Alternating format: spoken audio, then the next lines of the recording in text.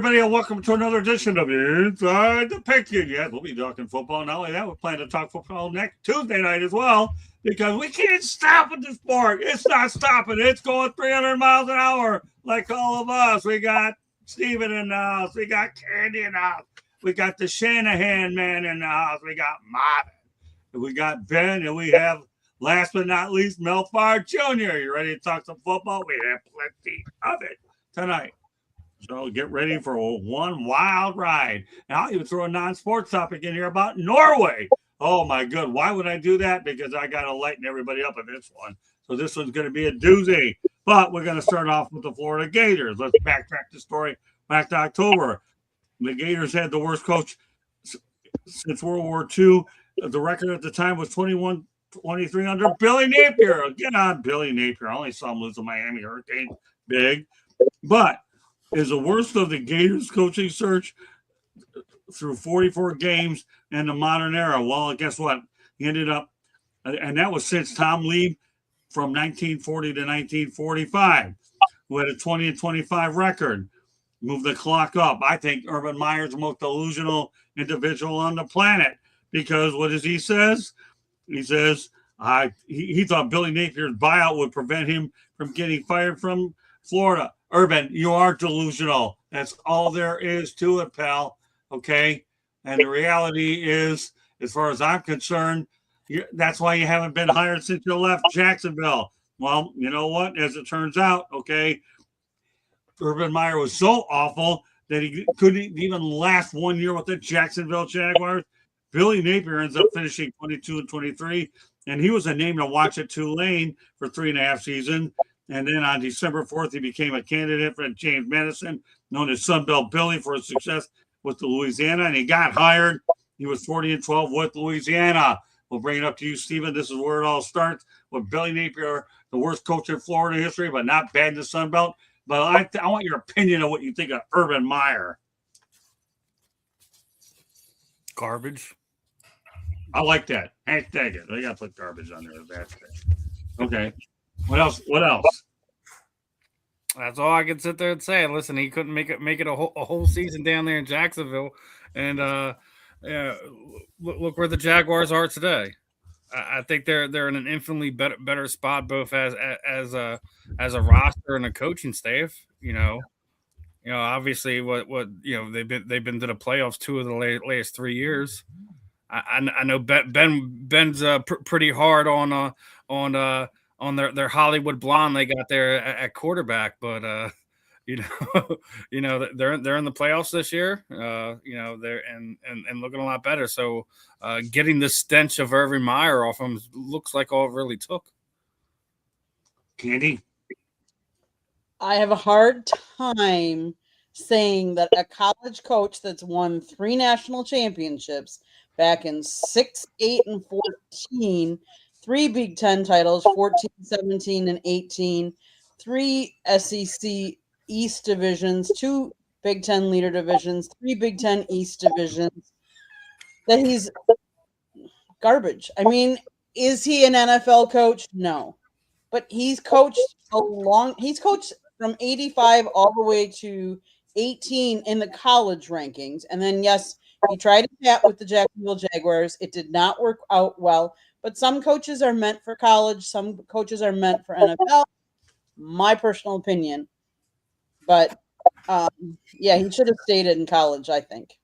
Yeah, but let's talk about the overall job about Billy Napier. I want to make sure that all of this is taken. Billy did as good of a job as he could. I think he could have stayed another year, but everybody in Gatorland got a little bit restless. And we'll talk about the hire on a later date, but I wanted to focus on Urban Meyer and the way that Billy Napier left. So with that said, Candy, what are your thoughts on that? Napier could have stayed longer, but they want results and they want that's what I'm going to say is they want results. And so he wasn't taking the program to where they thought he could. And so they wanted to move on. Okay, Tommy. Hey, it's really hard to win in the modern college football. I don't know what his transfer portal situation was like, but there are plenty of coaches were winners in lower divisions and transitioned to more success at the football bowl and playing just as many who failed. I got to think John Summerall is going to do a good job there. But people thought Billy Napier was too. Yeah, I think John Summerall will do good. We'll talk about him at a later date too. Marvin? Yeah, you can't put Billy Napier and Urban Meyer in the same conversation. Billy Napier, he did well at Louisiana. He was a good assistant coach under Saban. But at Florida, they have a standard. This was really established in the Spurrier days as a coach, just their dominance in the 90s. And then Urban Meyer came after that, and all he did was win. Urban Meyer is one of the most successful college coaches in the history of the game. In regards to his transition to the NFL ain't for everybody. It's a different animal just because of the caliber of men you're dealing with, and you have to adjust, and you have to be a certain caliber of man to lead that room. And he just didn't get it. I don't think he really was mature enough, crazy as that sounds, to deal with grown men at the professional level, and it showed. I mean, you heard all the reports of how he was treating the players and just policies and things he was doing. It's one thing to be a maverick, to be different, to be original, but there's a culture, in coaching, and that culture needs to be maintained. And he just wasn't really doing it. So Urban's the man in regards to college football, recruiting players, coaching players, winning big games. I mean, he's the man. Wasn't from a personal standpoint, I think he rubs a lot of people wrong. People have a lot to say about the players he brought into Florida and just some of their off the field issues. But at the end of the day, I mean, he's paid to win games. That's really what it comes down to. You know what I'm saying? So for me, that's just how I see it. It really blows my mind that at the college level he hasn't been rehired, or you don't hear his name a lot. I know he took a bashing in the media, but the bottom line is he wins. That's it. Like, to me, he wins. So yeah, with Napier, he couldn't meet the standard at Florida. I don't know if he's that caliber coach. I mean, obviously you get to the big time, you say you want that. You say you want those big jobs, but when you go for those big jobs, those schools have expectations. And for Napier, he just wasn't getting it done. Well, here's my thing though, Marvin. I am going to put Napier and Meyer in the same sentence, okay? Because Meyer makes a prediction that they can't get rid of him because of buyout, and guess what? They did. Yeah, but in that sense, I will. I'm not, as far as in terms of winning and losses. Yeah, let's face the reality. Billy Napier had an opportunity in the Southeastern Conference. It's not good enough for everybody, but the reality is this: Urban Meyer, to me, is a guy that you're telling me that Florida can't, because of buyout, they're not going to get rid of him. Now I can't. Yeah, I mean, listen, Scott, these schools are making, $200 million a year just in the athletic department. So it's not a matter of they couldn't. He just felt that they probably wouldn't. But man, listen, winning at these elite programs and these programs who've had elite status like Florida, I mean, it's real. The pressure is real. You know what I'm saying? And if you're not winning games, they're gonna find a way to get you out of there, and you see that everywhere. Oh yeah, well there's no doubt that they've gone through a lot of coaches. I mean, the only two coaches that have won championships are Steve Spurrier and Urban Meyer. Otherwise, everybody that followed was in trouble. Dan Mullen was pretty good, and he made out pretty well anyways by going where he'd gone after that. All right, Ben, you're the Gator here. What's your take on Napier, and what's your take on Meyer and the whole situation there? And John Summerall's the topic. We'll talk about it at a later date. I mean, Billy Napier, he went what? I'm looking at it right here, man. And what? I mean, you talk about 6-7, 5-7, 8-5, and 3-4. That's not gonna make it a bad SEC school, let alone an elite. You're not gonna keep your job with that. I will say this about Billy Napier. Billy Napier's problem was not recruiting. He did not want to relinquish play calling. He is not a good play caller. We have seen it. We've seen it in year 1, year 2. The outlier year was year 3 when he went 8-5, but then you kind of showed your true colors, when you went 3-4. As far as like the situation with Urban Meyer, I think Urban Meyer loves the perception of the fact that his name was always going to come up when people want to talk about him getting another coaching job in college. But let me tell you something about Urban Meyer and Nick Saban. Both of them were pre-NIL. They don't want nothing to do with the NIL era. They don't want nothing to do with it. And the reason why I know they don't know what to do, because when there is no NIL, whatever they say goes. I am the strongest voice in the room. I am the most powerful person on these campuses. But since the players are making $3 and $4 million, I can't control that anymore. And I will just say this about Urban Meyer. When it comes to college football, Urban Meyer is football royalty. When it comes to the NFL, Urban Meyer might be the worst coach in NFL history. And that is, and look, two things to be true. Johnny Manziel was the man at Texas A&M, right? He had the whole world saying Johnny Football with the money sign. He lasted 2 years in the league. So just because I was the man in one spot, and you said to Marvin, Urban Meyer thought because of what he did. Let me tell you the most egregious thing Urban Meyer did, and I hope this wasn't true. I really hope this wasn't true. Number 97 for the number 97 used to be Aaron Donald when he played for the Rams. They said that Urban Meyer came to the locker room. They came to the meeting room and said, "Who's 97 for the Rams?" And the players thought he was lying. Like, is this a joke? And he was dead serious. He was like, "Who's this 97 dude?" And they was like, "You don't know who Aaron Donald is?" And they said, "Is he pretty good?" They should have fired him right then. And they thought he was trolling. I mean, the fact that Urban Meyer literally kicked the kicker. He kicked him. Like, and the thing is, Chris Doyle, the tarnished, strength coach from Iowa, nobody would hire him but Urban Meyer. And I'm sorry, I love Tim Tebow. Tim Tebow is the homie, right? I played tight end. You brought Tim Tebow to play tight end? Tim Tebow didn't make it in the NFL as a QB. You gonna bring him into tight end? So it's just too many. Look, Billy Napier didn't make it. He got $20 million to leave. Marvin, Mel, we went about this football thing the wrong way, man. We were supposed to be coaches. Yeah. And the reason why is this. Let me tell you something. You know what type of fake tears I got to have when I'm getting $20 million to leave? I got to come to this press conference and go, yeah, man. My wife is like, come on, the plane is on the clip. I gotta go. Love y'all. I wish it worked out. But come on, man. You can only listen. You talk about a guy in Billy Napier got $20 million to leave.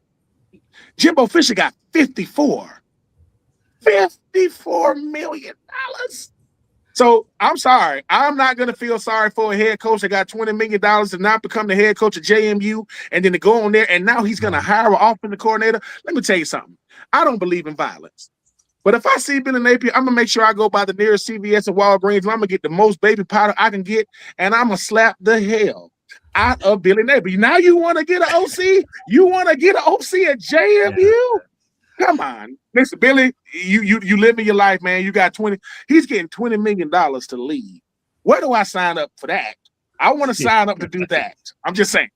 I like that. I'll tell you, Ben, it was worth waiting a week for you to get that out of your system.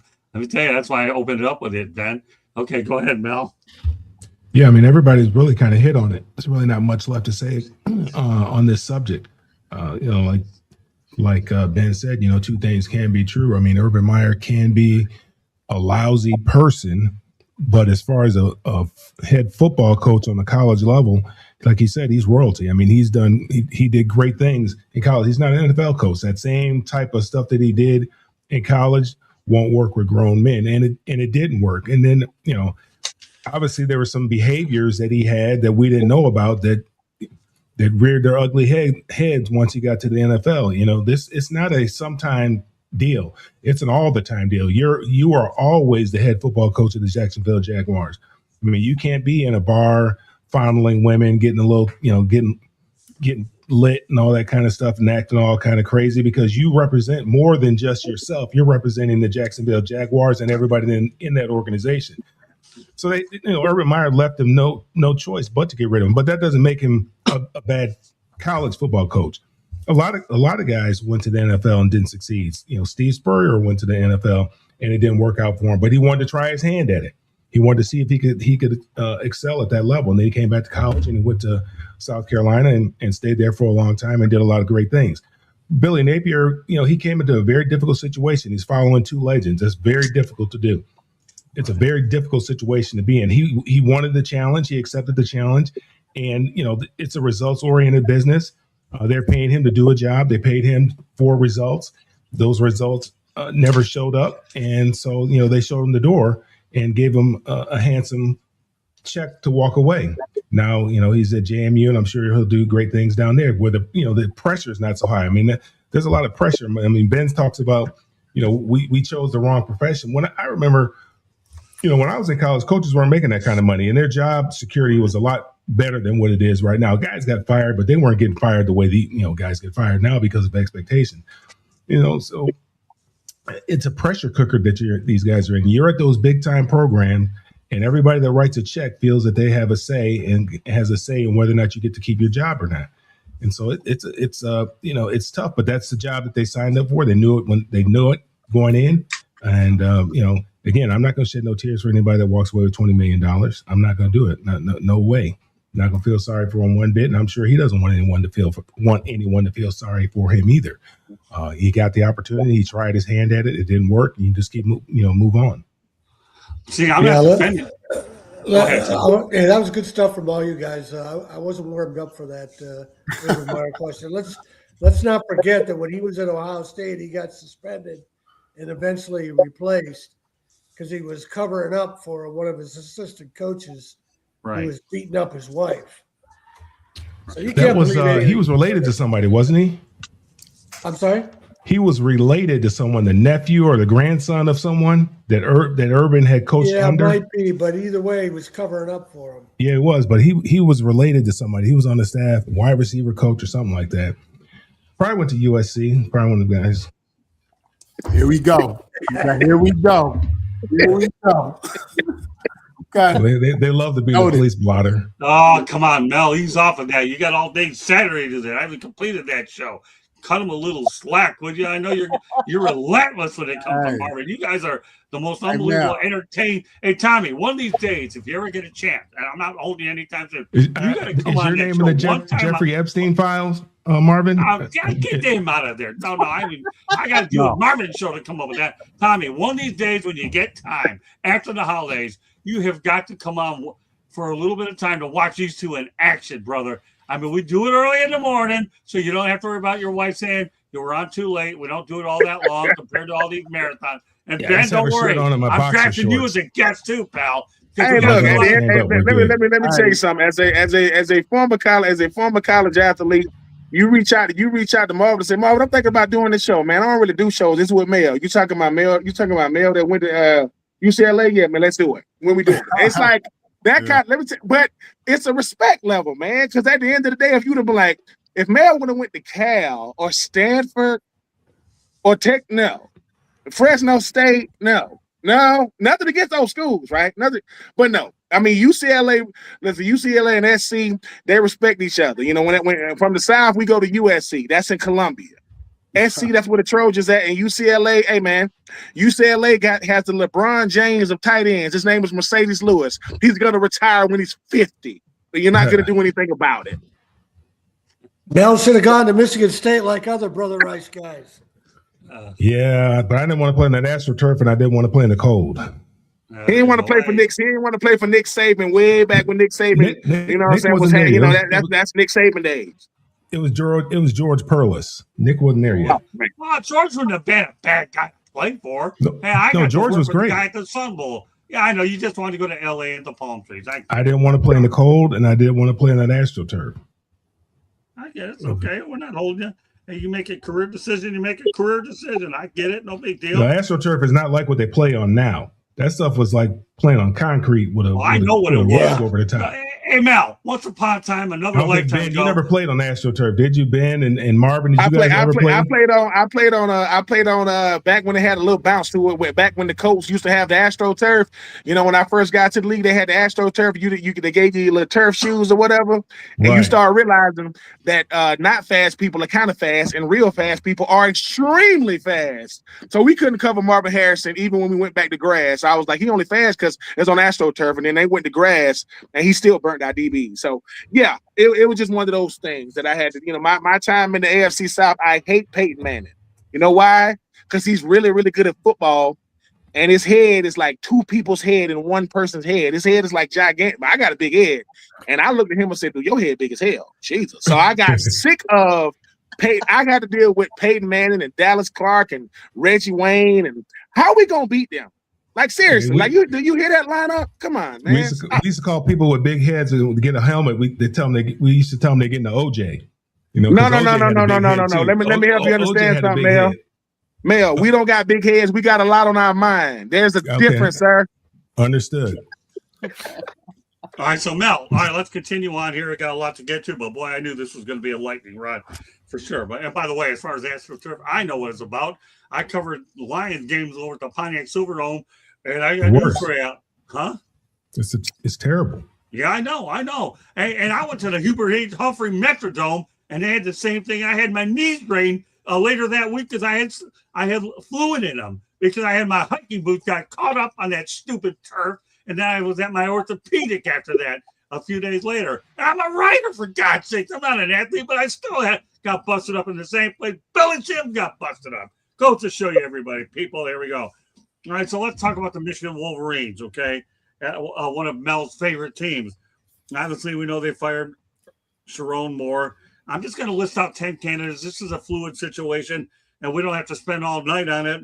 And some of them have already made decisions to do everything what we need to do. And I don't know who we lost and who we will lose and whatever the case may be. But abracadabra, alakazam, somebody will be back before it's all said and done. What's that? We lost Steven. Oh, Steven. Okay. Oh, that's okay. It's college. He probably has to take care of his mom anyways at this time. No big deal.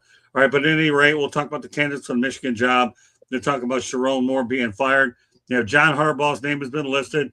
Kalen DeBoer's been listed. Brian Kelly was on the preliminary list. Kalani State was on there. Jesse Minter's on there. Brian DeBoer, Jed Fish out of Washington. Jason Eck out of New Mexico has done a really good job out there. Lance Leopold of Kansas. Jake Dickert of Wake Forest. And my sleeper is actually going to be Kyle Whittingham out of the University of Utah, who actually was there 21 years. I think Kyle Dillingham to me is one of those guys who, to me, is just an unbelievable coach. Candy, I'm going to ask you just an idea. Give me your top two possibilities you think should get the Michigan job off this list. It's a fluid list. I would say Leopold would be a smart hire. I don't know that they're smart enough to hire him, though. And give me one more. Give me some of the names again. Yeah, no problem. I'll go out there. We started off with John Harbaugh. I don't think that'll ever happen. You know, another Harbaugh. Kalen DeBoer, that's out there. And he's obviously with Alabama. Brian Kelly, well, he's out there. And then we talked about Kalani State, BYU. Jesse Mentor, former Harbaugh assistant there with the Chargers. And then Brian Dable, Jed Fish, Jason Eck, Lance Leopold. You already mentioned Jake Dickert. Of course, there's Kyle Whittingham. All right, give me one more. The other one that was the former assistant that's out in LA now. Jesse Mentor. Okay. Yeah. All right, Ben, give me a couple. Maybe I'll even take three from you. Listen. I hope to God they get Chip Kelly. Woo! I hope they get Chip Kelly so bad because I don't get it. I don't get this Chip Kelly stuff. No, Brian. Did you say Chip? I thought you said Chip Kelly. I thought it said Brian, but it's Brian Kelly. Oh, it's Brian Kelly. Chip Kelly. I don't want to have a heart attack. I have to build yours and Marvin shows. I will say this. Okay.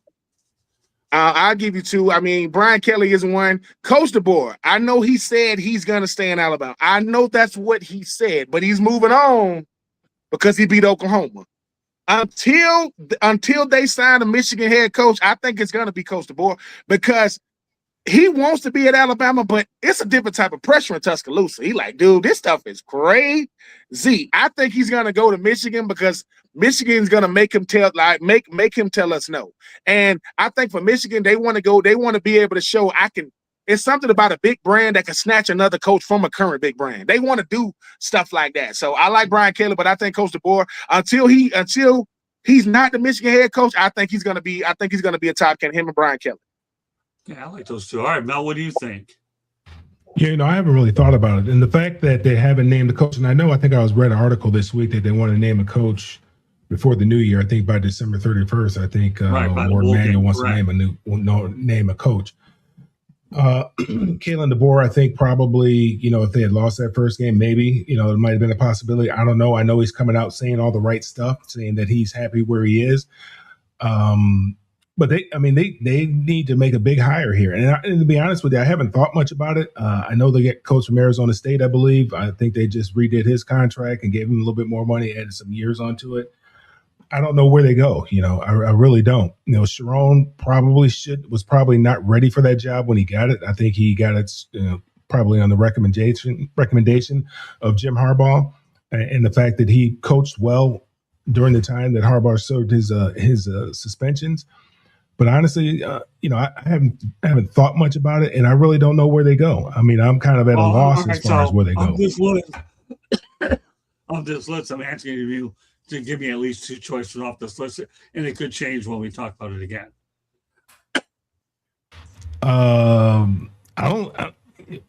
Even the people that are on the list, I haven't looked enough into it to be able to say, yeah, that's probably, it'd be a good hire. With Brian Kelly, would they hire Brian Kelly? Probably. I think his Midwestern roots probably work a little bit better up that way as opposed to down there in Louisiana. So that would probably be a good fit. But I think just the way that things transpired and ended down in Louisiana, just at LSU, just may make it a little bit difficult to hire him right now, where he might need to sit out for a little bit before he gets hired at a big time program like that, like a Michigan. And the fact that he left Notre Dame for LSU, that might rub people the wrong way, and athletic director the wrong way. I mean, it would rub me the wrong way if I'm looking at hiring him. So but probably out of the list, he's probably the name that would, I would say is the most likely. And give you one more. Your list was long, and my memory is short. Well, I'm long-winded. Those two things don't work. Those two things don't go together well. That's okay. Don't worry about it. You'll overcome it like you do everything else. You got Kalen DeBoer out there. You have Jesse Minter, Ryan Dable. Jed Fish has done a good job at Washington. I think Jesse Minter is interesting. He's been there before, right? He's coached at Michigan before. Yeah, he was there with Harbaugh. Yeah, I think that's an interesting. Name. So I would go with Kelly and Mentor. Okay, good enough. All right, Tommy. Well, another name that surfaced recently is Jeff Brom in Louisville. But I will say this about two guys like Brom and DeBoer, who are great coaches. DeBoer, if I were DeBoer, I'd want to get out of Alabama because their fans are crazy. But I would say this about taking the Michigan job. Their athletic director is probably eventually going to get fired because they've had so many scandals in so many sports at that school. They have an interim president that has been there for quite a while. They haven't found a new president. And if you're a football coach, you don't want to have a new athletic director and a new president to work for. So that's not a good situation to go to. The other thing I'll say about, and this includes Jed Fish and Jesse Minter, is there's a guy who's a podcaster in Michigan named Tom Crawford, who's a huge Michigan fan, loves Michigan, but he's also honest, and he calls out Michigan when they deserve it. And he says Michigan needs to cleanse themselves of anything Harbaugh related. Right. So that would include Jed Fish. That would include Jesse Minter. That would include John Harbaugh. His name has surfaced since things are falling, not going well in Baltimore. So it's a mess there. The interim coach, Biff Poggi, has been around there for several years, and he's talking about how dysfunctional it was. Well, you were part of the coaching staff. And then there was a story in the Free Press today. There was a very condemning story talking about how Sharon was losing control of the staff. He went into a rant and a rave back in February, yelling at Wink Martindale, very experienced coach. And he stormed out of the room. And the only person that followed him and went back to his office, the only person to follow him out of the room back to his office was his girlfriend, the one that eventually spilled the beans on him and got him fired and arrested. Right. But of that list, who would be the two that you would lean on now? And obviously it could change. I said Braum and DeBoer. Okay. But I said, boy, you got to be careful taking that job because they can get they can get into a bad situation with a new president and a different AD. That's fair enough. Okay, Marvin. A few minutes ago, I told you Urban Meyer was one of the greatest college coaches in the history of the sport, and he is. 21 years ago, he led unknown Utah to an undefeated season. Kyle Winningham was his defensive coordinator, and Kyle Winningham took over that program when Urban Meyer left. Utah is the no-name program that nobody wants to play. And I can tell you that firsthand because as a Trojan, we've played them over the last couple of years. And granted, we've had our wins, but boy, they've had games where they kicked our butts. Kyle Winningham, to me, when I first heard his name a few weeks ago, I thought he is the guy they need. He knows how to build a tough team. He understands, what it is to go into someone's house and recruit, even though now we're dealing in the NIL era. But this guy understands football culture the way he needs to. And I know he's 66 years old, but Herceg-Nettie's 64. Okay, so with that said, I think that the guy that Michigan needs is Kyle Winningham. Michigan is one of the premier jobs in the sport. I think they have the most wins in the history of the sport. And, this is a program that, is coming off of a national championship a couple of years ago. Outside of Kyle Winningham, who I think is the guy they should get, I like Kalen DeBoer, but I believe just based on what I've been seeing that Kalen DeBoer, he likes this challenge. He wants the smoke at Alabama. I think he's turned on by the fact that he's coming after Saban, and I think he really wants to go down there. I don't see Kalen DeBoer going to Alabama and then bouncing out 2 years later. I don't think he has that in him. I don't think he's wrong for that if he were to do that, because in any other industry, people do it every day. You know what I'm saying? But, I think Kalen DeBoer will be the second guy. I'll give you a third guy. I think that John Harbaugh would be great at Michigan. I do. I think, people are getting frustrated in Baltimore with him. He has a premier elite quarterback. They have a roster, and they're playing inconsistent football. But John Harbaugh understands football culture as well. So Harbaugh, DeBoer definitely, but Kyle Winningham is the guy that would truly understand Michigan culture, Michigan history, and just know how to win in the trenches. Yeah, all right. So you don't think Kalen DeBoer would bounce? He bounced those last couple jobs. He's only there for an overnight stay. Well, no, he went from Washington to Alabama. He went up. He took a major step up. That's different. And he was at Washington for a couple of years, and he was successful there. I think he wants to have success at Alabama. I don't think he's there. I mean, he knew what it was when he walked in there. I think he has a great sense of awareness.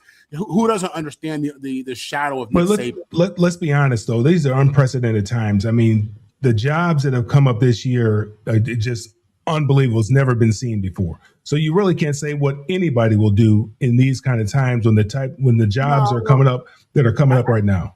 No, man, that's different. Listen, Kalen DeBoer would have never leave to go to like UCLA. You know what I'm saying? But you talk about Alabama, you talk about Michigan. Yeah, you know what I'm saying? These are the kind of schools that command elite level coaches. Unlike a school like UCLA, who did I get? We didn't want Kalen DeBoer. We couldn't afford a junior college coach. That's why. Yeah, we couldn't afford Kalen DeBoer. You could afford. You could afford responsible. Laugh at y'all when he denies you, but seriously, I guarantee you we'll be in the playoffs before SC gets in the playoffs. Yeah, this is what we get to enjoy, everybody. Saturday morning, 8:00 a.m. on the South Florida Tribune Media Network. You guys will be paying Lincoln to leave pretty soon. No. We're gonna get after that championship. Do you think everybody in the Big Ten is just going to stay the same, or are they going to get better next year? I can't speak on anybody but these Trojans, and we're gonna get better. There we go. In UCLA, we're gonna get better too. All right, save that for Saturday. All right, I got so many topics I have to get to, Mel. I know where you. I love this. I love this Saturday stuff on Tuesday night. It just allows me to promote it way better. Okay, Ben, and I think Mel got your 2 cents in on this topic. I'll give you mine. Kyle Whittingham is an obvious choice because of what he's done at Utah, number one. But the guy that I like is actually Lance Leipold. And I'll tell you why I like Lance Leipold, because number one, this guy won 6 championships over at the University of Wisconsin Whitewater, and he's done a decent job over at Kansas. He'd be my dark horse. Whittingham, number one. Leipold would be number 2. Don't sell Lance Leipold short. He even turned the University of Buffalo around, for God's sake. The Buffalo Bulls, I think they call them. So this guy, if you can turn them around, you're doing good. I'm not talking about the Bills. I'm talking about the Bulls. That's what I am, of course, with some of the people. Even my buddy Scott Solin knows I'm a Bull. All you have to do is ask Marvin, and he's been on the he's watched me in action with this guy. So the Buffalo Bulls, so Lance Leipold's a guy I like. But if I were going to be a betting man on this one, I personally think Kyle Whittingham's the best one. He's available. He's looking for a job. I played with Kyle Whittingham. I played with Kyle, and his dad coached us at the Rams, Fred Whittingham. His dad was a linebackers coach. But he left, and he's available, and he ran a program for 21 years going behind Urban Meyer. I mean, Michigan doesn't bring him in. They're delusional. That's an automatic. I think his name has to be on the list. You at least have to call him. I think. I mean, whether or not he'd say yes or no. Yeah, no question about it. You got to call Kyle. The guy's available. You don't have to poach him anywhere. He's there. Give him a call. Ward Manuel, although you'll be there anyway, but that's beside the point. We brought that up. Great stuff. I love this topic. So you know what? I loved it so much. Hang in there, Stephen. We'll get to pro stuff. I love the fact that you can just watch this stuff here anyway and watch us all go at it. Because I'll tell you, Stephen Reichel is my brother from another mother, and all he does is do some of the dirty work during the day. Give everybody, Stephen Reichel, a standing ovation here on this program. I want claps for this guy. All right, there you go. There you go. All right, Stephen. So don't clap on this topic because you probably don't know anything about this one either, but we got to talk about domination in college football. And we're going to talk about Ferris State, which dominated this season, won back-to-back national championships and a riding a 30-game winning streak, plus 538 points is what their point differential is. 118 total touchdowns in 16 games, an average score of 53-19, 520 yards per game, 42 takeaways, and 12. And you have obviously 12.61 per game, obviously. And when you look at 16-0 and back-to-back national championships, I'll tell you what, let's hand it to Ferris State. Steven, you want to say anything? You want to defer? That's up to you. All right, good. All right, good stuff. I like nonverbal behavior like that. Don't worry, Steve. We'll give you a well. I appreciate you, Earl Kinsey. You are the BEST and go 48-point. Candy, some thoughts about the domination of Fresno State. Fresno State.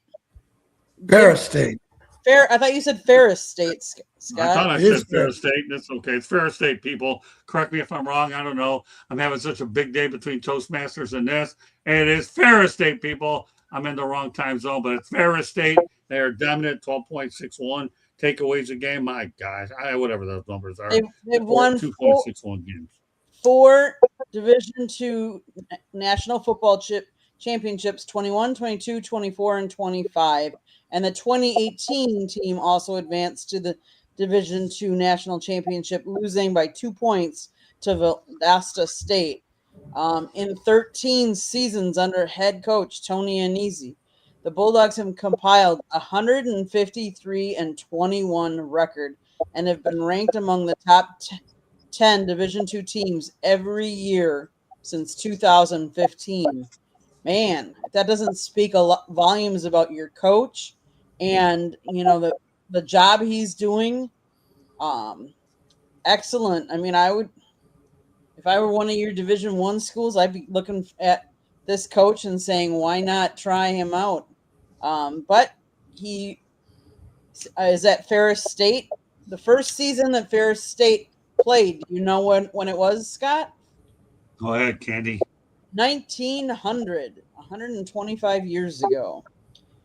And they play in Big Rapids, Michigan at Top Taggart Field, which only has a stadium capacity of 6,200.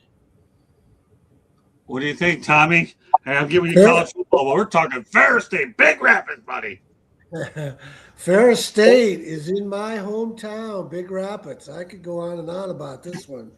When I was a kid, the great player was Willie Boyer, who got a shot with the Cincinnati Bengals, who was also a NAIE track champion. They were NAIE at the time. But Tony Anesi has the coach.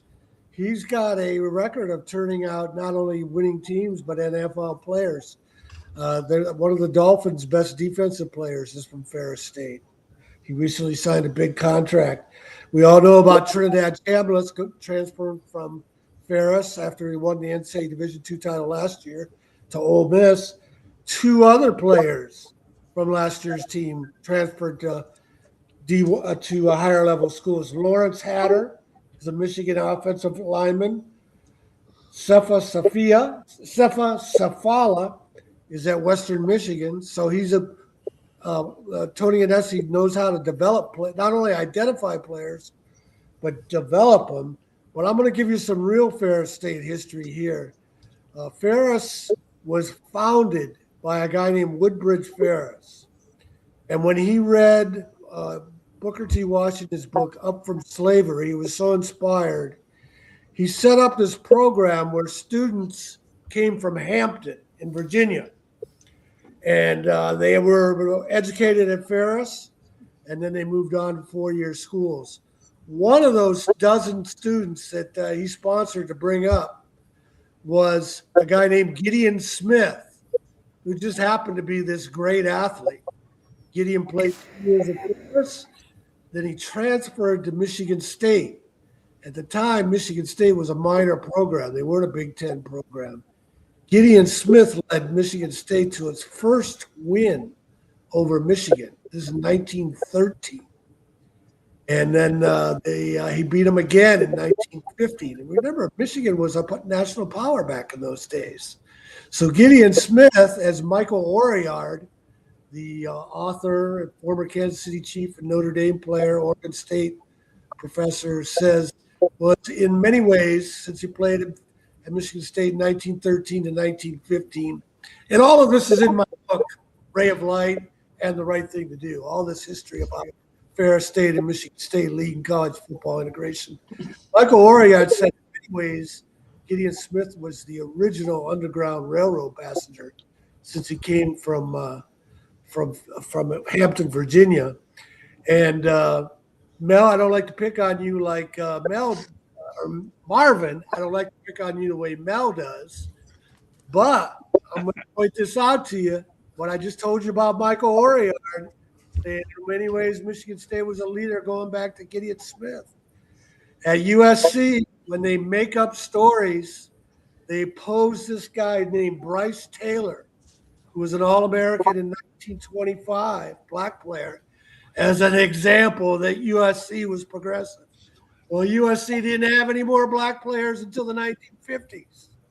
And they didn't even list Bryce Taylor in their media guide until the Los Angeles Sentinel exposed it. And that's the true USC until the 1970s. So Ferris State, Michigan State, my hometown, my college, Gideon Smith overlaps them both. I'm proud of the history, and I'm proud I had a chance to write about him in both of my books, The Right Thing to Do and Ray of Light. There you go. Glad you got that plug in. By the way, with that 42 takeaway stats, they're averaging 2.6 a game. Just wanted to get that straight, Tommy. Glad you plugged your books, and I gave you the right time. So I'm sure you had to love it when I threw that Ferris State topic in today, didn't you? Because that gave you an open opportunity. Glad it worked out. All right, Marvin, you had a chance to take it all in. Ferris State, king of Division II, and they got some streak going, and they got a lot of numbers to back what they're doing. I know Ben's salivating at this. And by the way, thank you very much for the kind of words, Earl Kinsey. You are, as Jimmy Walker would say, dynamite. All right, there you go. All right, anyway, good times, just so you know. All right, good times here on the show. Also, we'll go to a station break a little while right now. We're just getting rolling with some of the heavy-hitting topics. Stephen Reisel's doing an incredible job observing, learning a little bit about college football before I graduate to the pro. Marvin, some thoughts about Ferris State. Yeah, let me stand on business first. Tom, you take any more shots in my school, I'm gonna put you on the Mel Farr Jr. list. Okay, you don't want that smoke. I'm gonna tell you that right now. You don't want that smoke. He was just stating facts, Marvin. He was just stating facts. He was stating facts. Listen, if you look at some of the best players in high school football, see where all the talent comes from. We're talking about California, Texas, Florida, Georgia, Louisiana. That's really where they're coming from, right? You look at Ferris State's roster, half of their team is from California or Florida. All right. Additionally, you have to think that a program like that has had success in this transfer portal era, where these players are being, I'm going to say kicked out of the school, but, when these schools are now doing evaluations and telling players, hey, you might not, have a spot here next year. You might not. These players are bouncing down. You know what I'm saying? And I would bet you on their roster, they have quite a few players that come from, G5, G4, these bigger schools. So listen, you get a program that has some history. You get a chance to get some elite talent from some of these bigger schools. You're going to have that kind of success. And this is where you see the transfer portal not only benefiting the big teams, the big schools, but the small schools too. Yeah, I mean, it's an incredible story there, Ben. And I'm sure you have to love these stories when you talk about a Ferris State Division II hidden gem. You can only imagine how many pro spots that are going to come out of that. I know Ferris State. Ferris State owes everything they got to Valdosta State. They said that Ferris State has 4 natives in D2. Who are they tied with? Valdosta State. When they lost the national championship in 2018, who they lost to?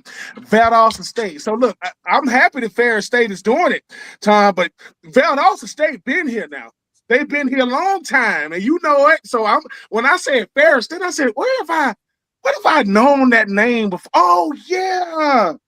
So when people get it, and Marv just said it. One of the most talent-rich states is Georgia, and I would say Georgia got more talent than Florida because Georgia is half the size of Florida. So per capita, Georgia got more high school talent than because they got 22 million. We got 11 million anyway. When I saw this Ferris State topic, I said we will not. The same way, Marv just told you no slander. There will be no Valdosta State slander on here. Valdosta State got 4. They just been there. They did it with Coach Dean and Coach Hatcher and Kerwin Bell. They did it with different coaches. Love what Ferris State is doing, but Valdosta State trophies got they got cobwebs on them because they've been there that long. They've been there a long time. But I love what Ferris State is doing. I ain't taking nothing away from them. But Ferris State, they'll go, hey man, coach, tell us about Valdosta State. He gonna sit back in the chair like, oh yeah, man. If people talk about the air raid. If people want to know what the air raid really, go to Valdosta State. Nobody does 4 wide and 5 wide like Valdosta State. But I ain't trying to take Ferris State. I'm not trying to take their shine. I'm just saying when it comes to D2, they call Valdosta State Title Town. They call it that for a reason. I didn't call it that. That's what they got a documentary on it from Valdosta High School to Lowndes High School, and that's LOWDNES, not LYONS, from right beside Vidalia. That's home with a sweet onion. That's where my dad is from. He's from Vidalia, Georgia. So what I'm saying is, I know that Marv told you they from Texas. I mean, they from California, they from Florida, but at Valdosta, they just from Georgia.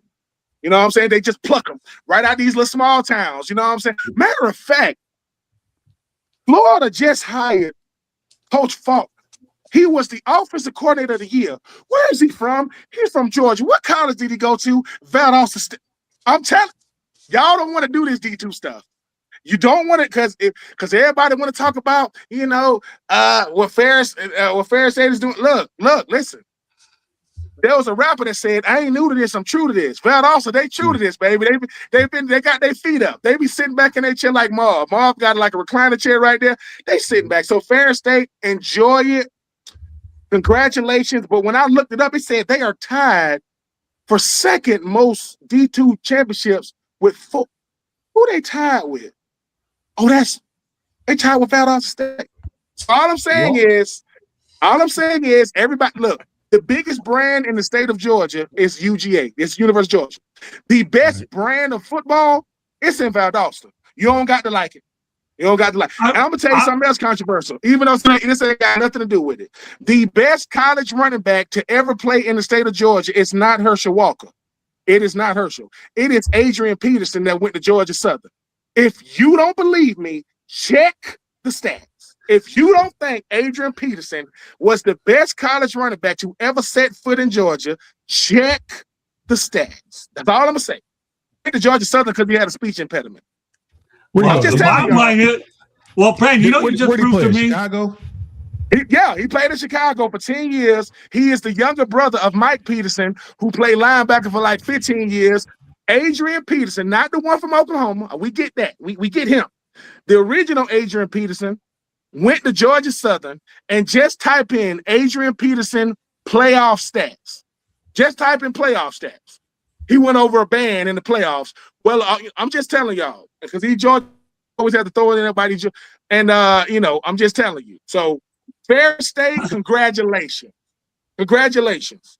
But when they got invited to the party, Valdosta State was already at the table saying, man, welcome, man. Wait a minute, man. Why your boat, why your yacht, you know what I'm saying, making all this noise? Oh, because we've been had this yacht. We've been out here on this water. We've been sailing for years, baby. This is what we do. So love fairs, but Valdosta State, they've been doing it, man. I'm just telling y'all, D2, they don't got the most D2 championships, Miss Candy. They don't got the most. They tied for the second. They tied. And they did it with different coaches. Well, you know what I learned about you tonight? You're the best promoter that Valdosta State's ever had. I'm just saying they most. I want to say their most recent national championship. The head coach was Curran Bell. Where did Curran Bell play quarterback at Florida? Look. I am not a college football historian. I don't act like I am. Tom, I respect everything you bring to the table. You talking about history, when you talk about history when it comes to college football. But there will be no D2. If we talking D2 and we ain't talking Valdosta State, this ain't a real conversation. No, it ain't. I'm just telling you. Not in your eyes. But now you got me going here. So here, let me throw this at you. I love it when you get me going. Oh my goodness, you're feeding into me now. Let's not care about Tony Anasi here. This guy's 153-21 with an 879 percentage. They played a place called Top Tagger Field. No relation to Willie. God help me there. And they only play in front of 6,200 people.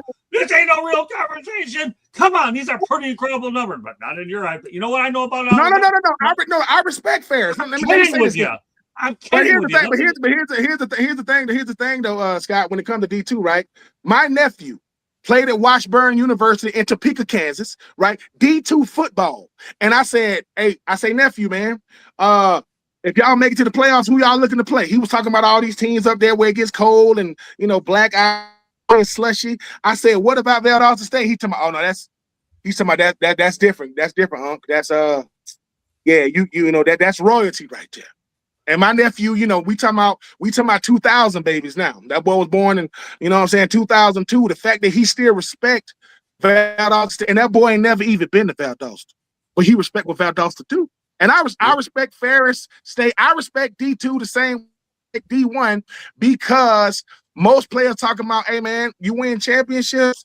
What is his name? Danny Woodhead. Didn't Danny Woodhead win like the D2 like Heisman like 3 years in a row or something like that? Had a long career with the Patriots, with the Chargers. I respect D2. All I am saying is every illustrious panel.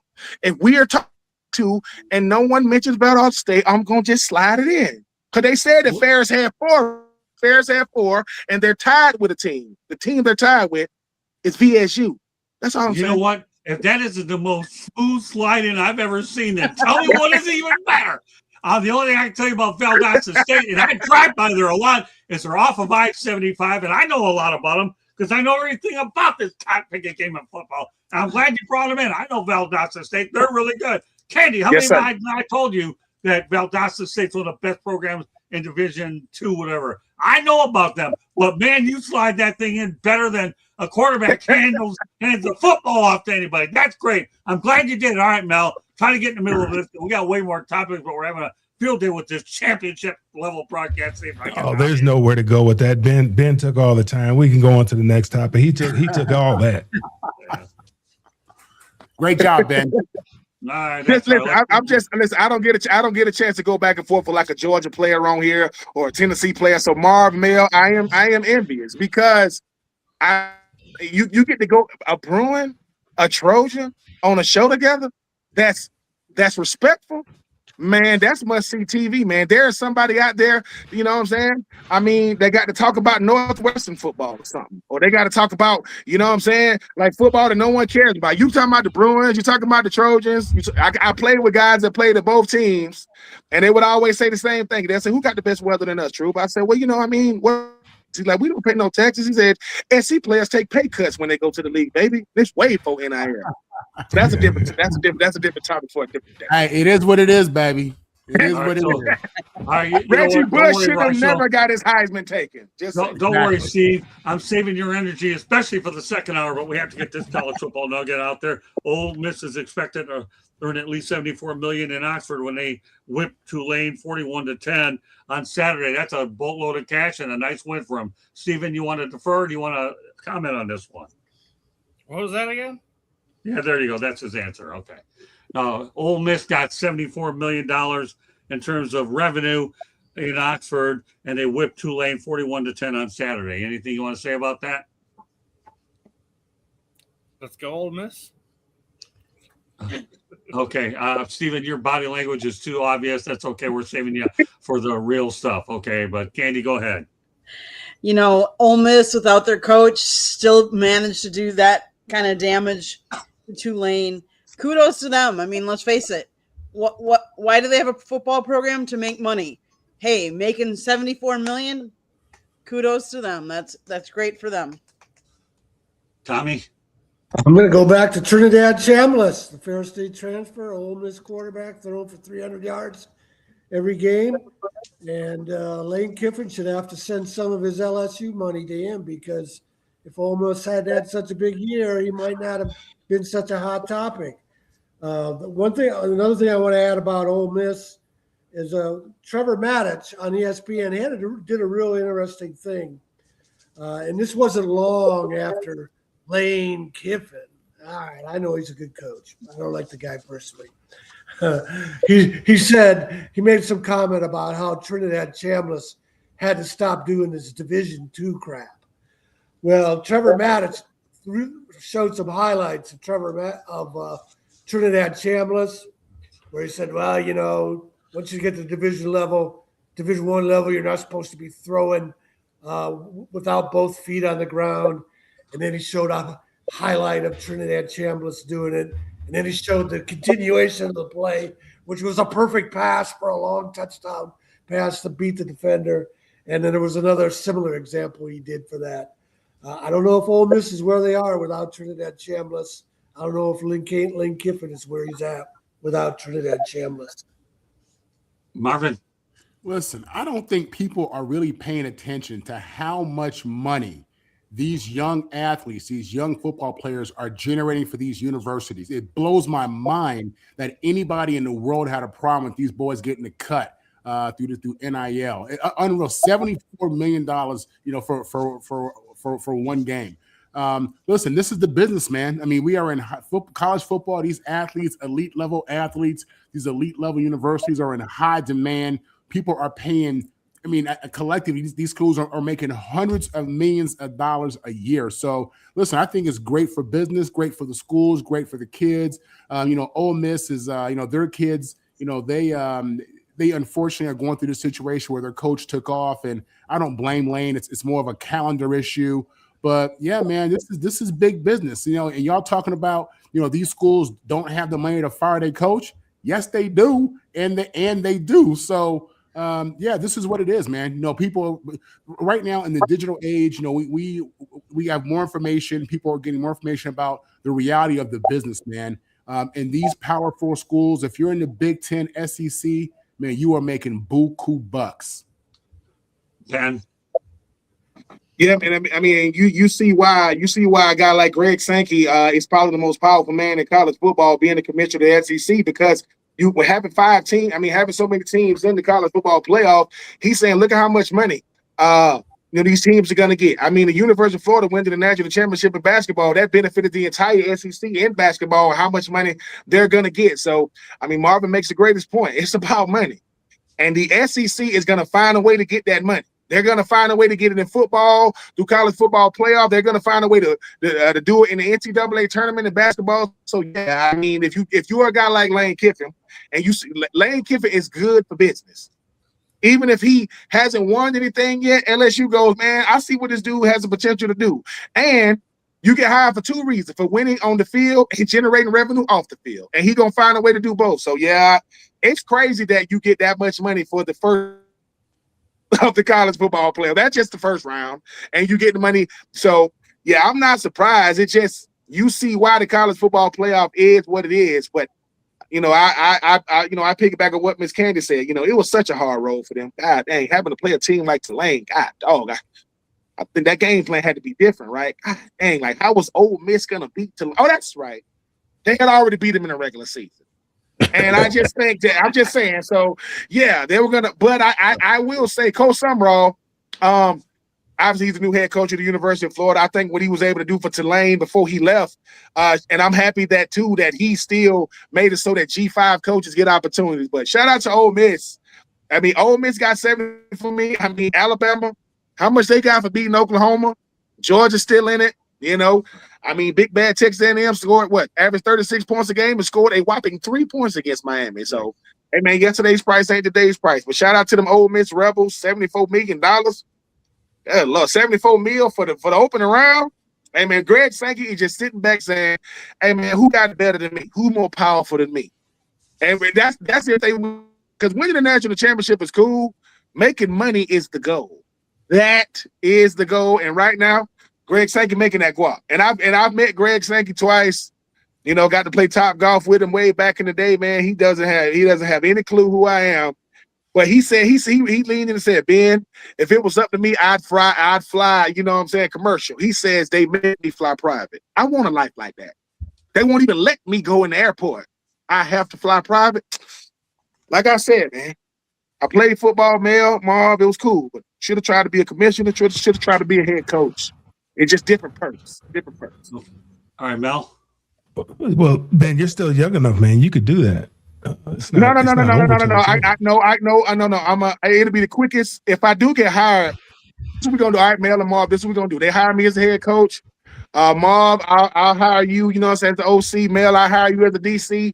And once we secure them buyouts, I'm gonna say, look, man, I'm gonna do the Josh Daniels with the coach. I appreciate this opportunity, but unfortunately, I'm gonna have to decline. I'm gonna take the money, but I think they can find somebody better than me. I wish these kids. I'm gonna do the Mel Tucker at Colorado. That's what I'm gonna do. Yeah. Or what Manny Diaz did when he took that one job. But like Marvin and Ben both say, I mean, it's all about the money. And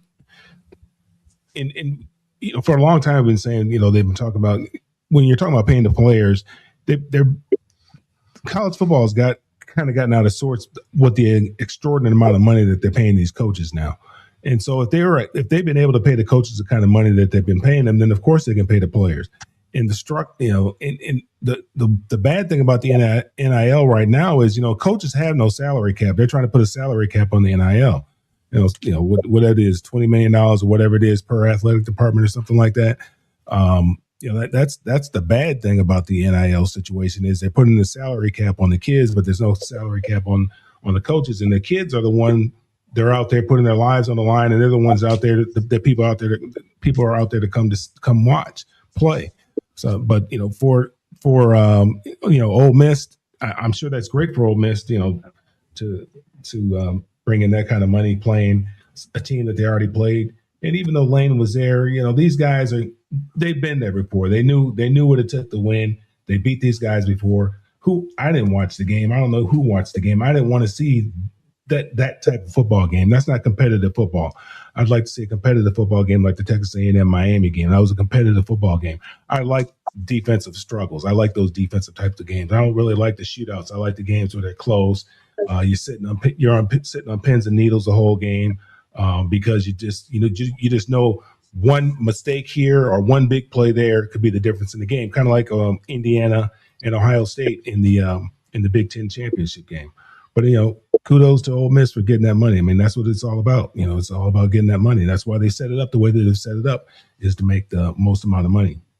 All right, we're going to go rapid fire on this next topic. Stephen, you might be able to get involved, and we'll go with our featured topic of the night before Ben has to depart around 10 or so. So we'll go here. Rapid fire on the next one. Coach DeSean Jackson's been named DeSean Jackson, excuse me, the name HBC Coach of the Year. Obviously, Stephen, you can get involved with DeSean Jackson. What are your thoughts about him earning this accolade? Not just that he was Coach of the Year, that Delaware State is, I think, as of either yesterday or today, extended him for the next 3 years as well. So, one thing's for sure: the Deion Sanders effect is in full swing. You have DeSean Jackson, you have Michael Vick at Norfolk State, you have Marshall Falk now.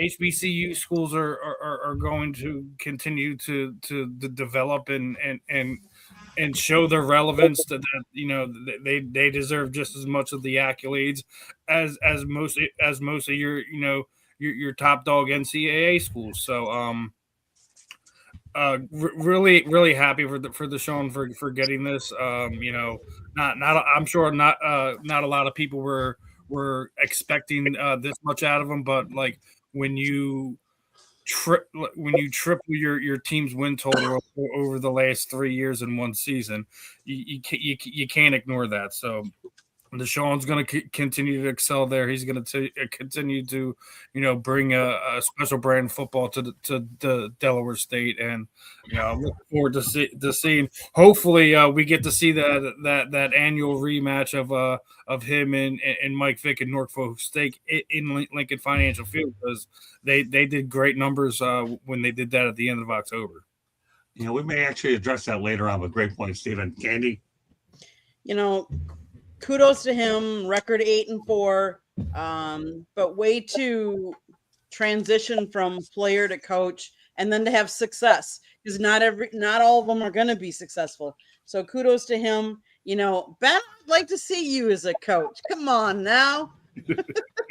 I just told you, Miss Candy, if the money's right and the buyout is right, I'll definitely consider it. I have too much of a respect for the craft of coaching, and Marvin Mail can attest to this.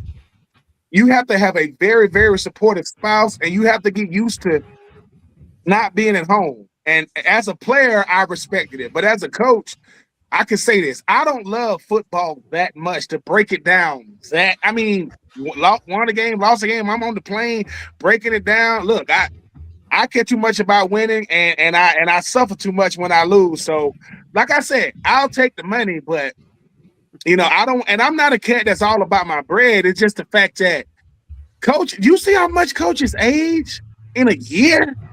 I'm talking about the ones that's winning. I ain't even talking about the ones that's losing. So, nah, man. I mean, and here's the thing, too, man. I don't know. I know it's 2025. Ain't nobody finna be walking up on me on the street to my coach, what's up, man? You better back up, bro. Like, hey, don't get it twisted, homie. Like we ain't, and I ain't trying to fight, but I don't need this stuff that I hear about people's spouses getting threats. No, we ain't do. It's a game, bro, and I want to win it. My wife coming to crib talking about the neighbor was over here talking trash, and he a Georgia fan. He get knocked the hell out, straight like that. We playing that. No. I respect it too much, Miss Candy, and at the same time, I think coaching have to hit you earlier. Trying to catch on to coaching later with these kids now and how they be talking. Nah, but listen, for every great football player, you got to deal with a DK Metcalf. You got to deal with an Antonio Brown. You got to deal with a George Pickens. God's still working on me. I can't deal with that. I'm just telling you that right now. Can't deal with that. That was great, Ben. There's a reason why you're a hit on this here. There's a reason why you got a shelter. And with Steven, you're a hit, man. I swear to God. You know how much I age doing this stuff more than you'll ever know, Ben, and I can show with all this great stuff. All right, but anyways, that's a set of mouthful. Follow that one, Mel. All right, what were we talking about again? DeSean Jackson, Coach of the Year. DeSean Jackson, yeah, thank you, yeah, that's great. And I think it's there was guys that were coaching the HBCUs, professional athletes that were coaching at HBCUs before Deion started doing it. Doug Williams did it down there at Grambling. He took over for the great Eddie Robinson. But there's been other players that hadn't been as notable as the Deion Sanders. But there's been other guys that have gone back to HBCUs. But DeSean brought a lot of attention to HBCUs when he decided to make that decision. When he took that leap from high school and went to the HBCU, and he put the HBCUs on the map. I mean, they owe him a tremendous debt of gratitude for what the exposure that he's brought to the HBCUs, and I think it's great for HBCUs, and I think it's great that these players and these great players that are going back to these HBCUs and dedicating themselves to the profession of coaching and trying to bring up the next generation of young men. Eddie George was at Tennessee State. He was Tennessee somewhere, I think it was, and he ended up getting the job at Bowling Green. He was at TSU. He's at TSU. Tennessee State. So he ended up going to the Bowling Green. He moved up, and so I mean, I think it's a great opportunity. It's a great stepping stone. I mean, there's constantly an influx of players, of new players that are going to be out there looking for something to do. And the fact that these HBCUs are giving these guys these opportunities, they're giving them an opportunity, and they're getting an opportunity to stay close to the game, and also because of their stature, a lot of these guys looked up to them. A lot of these guys remember these players, Michael Vick and DeSean Jackson. So I mean, I think it's a thrill for the players, for the kids coming in, for the students coming in. And I think it's a thrill for DeSean and Michael to have this, to be in a situation where they feel like they're giving back. Okay, now let's go to our featured topic of the night. And yes, we finally make it to the NFL. Steven, let's grade the head coaching hires from the 2025 coaching cycle. My source came from BR Gridiron, so this is what they've come up with. I'll let everybody decide exactly where they are. They grade Pete Carroll with an F, Liam Cohen got an A, Aaron Glenn got a D, Ben Johnson got an A-, Kellen Moore got a C, Brian Schottenheimer gets a B-, Mike Vrabel gets an A. Steven, are you, for the most part, do you agree with a lot of these grades? How do you give Ben Johnson not an A when he literally turned the Chicago Bears from a 5-win team to arguably they're more than likely going to win their division at this point in time? How do you Ben Johnson is an A. Mike Vrabel absolutely is an A. They're the number one seed, right? Pete Carroll, F, absolutely deserves it. Liam Cohen, I could see him you could maybe put him as a B instead of an A, but again, went from one of the worst teams in the National Football League last year to a divisional winner this year. Right. Kellen Moore, I mean, you may be merciful on him and give him a C. Consider going into New Orleans, we already know what Kellen Moore was dealing with, right? Right. So I'm not going to be really hard on Kellen Moore this season, but I mean, Brian Schottenheimer. I'm not going to give him an F because I think they've done very well on offense, but when your owner goes out and trades one of the best pass rushers in the NFL, and you don't replace him, and then you still have the garbage that you have on the back end. And then they also have big contracts on the back end of that defense, and they're still one of the worst defenses in the NFL. I'm not going to be really hard on Brian Schottenheimer either. That being said,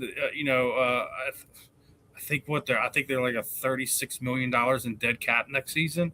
Right. They're in a lot of trouble, and he has to hit on his draft picks next year if they're even going to be competitive at all. So it's going to be interesting to see what happens down there in Big D. But I'm not going to be really hard on Schottenheimer. I'll probably keep him in that C range with Kellen Moore, knowing what he has to deal with Jerry Jones meddling in every little thing he does. So right. the fact that they were still competitive, knowing the injuries they had, knowing they have all the lights on them, I'm not going to be too hard on that. But Brian Johnson absolutely has to be an A+. What they did, revamping the offensive line for Caleb Williams. Ben knows that they were one of the guys I've been high on. So, but Vrabel absolutely should be right there, and Liam Cohen. It should be interesting to see who's going to be the NFL Coach of the Year this year, because I think it should be from this group that we just mentioned. Earl, if you're referring to Mike V, I don't think I have a Mike T on the list He's got an A. Just want to make sure I address that. Yeah, Candy? he's definitely an A. Yeah. I thought Ben Johnson is what you said. You said it was a B, but I don't know how he's not an A. Well, no, I said Ben Johnson was an A. A I minus. thought you said B. minus. Yeah. A Yeah. minus. Okay, well, nevertheless, he's got an A of some kind. But all right, go ahead, Candy. In a league where there's been more parity across the board, you've seen more teams that you thought were going to win a lot of games, not win a lot of games, where people were gunning for other people. I think for the most part, that list is pretty good. The only thing I would say is I don't know that I would even give Aaron Glenn a D minus. He might be an F. I'm sorry. I just They don't have a think, single interception, a single Exactly. defensive interception. no interception. They just don't look motivated. They're not gelling together. I don't know that I would give him a D minus. I'd give him an F. But you have to give Ben Johnson kudos. You have to give Liam Cohn to get their respective teams where they're at, and Mike Vrabel, of course. So yeah, I would think that those are pretty fair for the most part. We'll turn it over to Ben. No, I mean, obviously Mike V getting an A plus. I think Liam Cohen, what he was able to do in year one with a guy like Trevor Lawrence, who everybody thought was, nobody can really fix him with the Doug Peterson situation, and what they're doing right now in Jacksonville is incredible. I think Brian Schottenheimer, I do agree with something that Steven said. I think he should get an A because he has to deal with so much more than the team. Like, he has to deal with the team. I got to deal with Jerry Jones. I got to deal with the Dallas. It's a lot. And I just remember when Brian Schottenheimer got the head coaching job, he wasn't on nobody else's list but the Dallas Cowboys. And he's done an okay job because I think when you the head coach of the Dallas Cowboys, you got to deal with a lot of stuff. Brian Schottenheimer is popular for being the head coach of the Dallas Cowboys and having to manage that circus down there. And I think he did a good job. I would give Kellen Moore a B because I didn't think the New Orleans Saints were going to win a game. They beat the NFC South leading Panthers twice. They beat them twice this season, and they're going to be the worst in the division, but they don't play like bottom feeders. They play really, really competitive football. I mean, Tyler Shuck. I mean, this is the same guy that everybody got drafted second round because they thought that Shedeur Sanders was going to go there. So I always give a team, look, the worst team, the fact that you even got to grade Pete Carroll. I mean, you got to grade that. You got to grade the Raiders for real. The Raiders are, I'm just saying, it is hard to watch the Raiders. I don't know what it's going to be to turn around that entire organization. They thought there was a problem because you was in Oakland. So now you in Las Vegas. No, it's still a problem. So, I will say this. Pete Carroll, to me, college and pro combined, he's the greatest coach ever. College and pro, he's the greatest coach ever for what he did.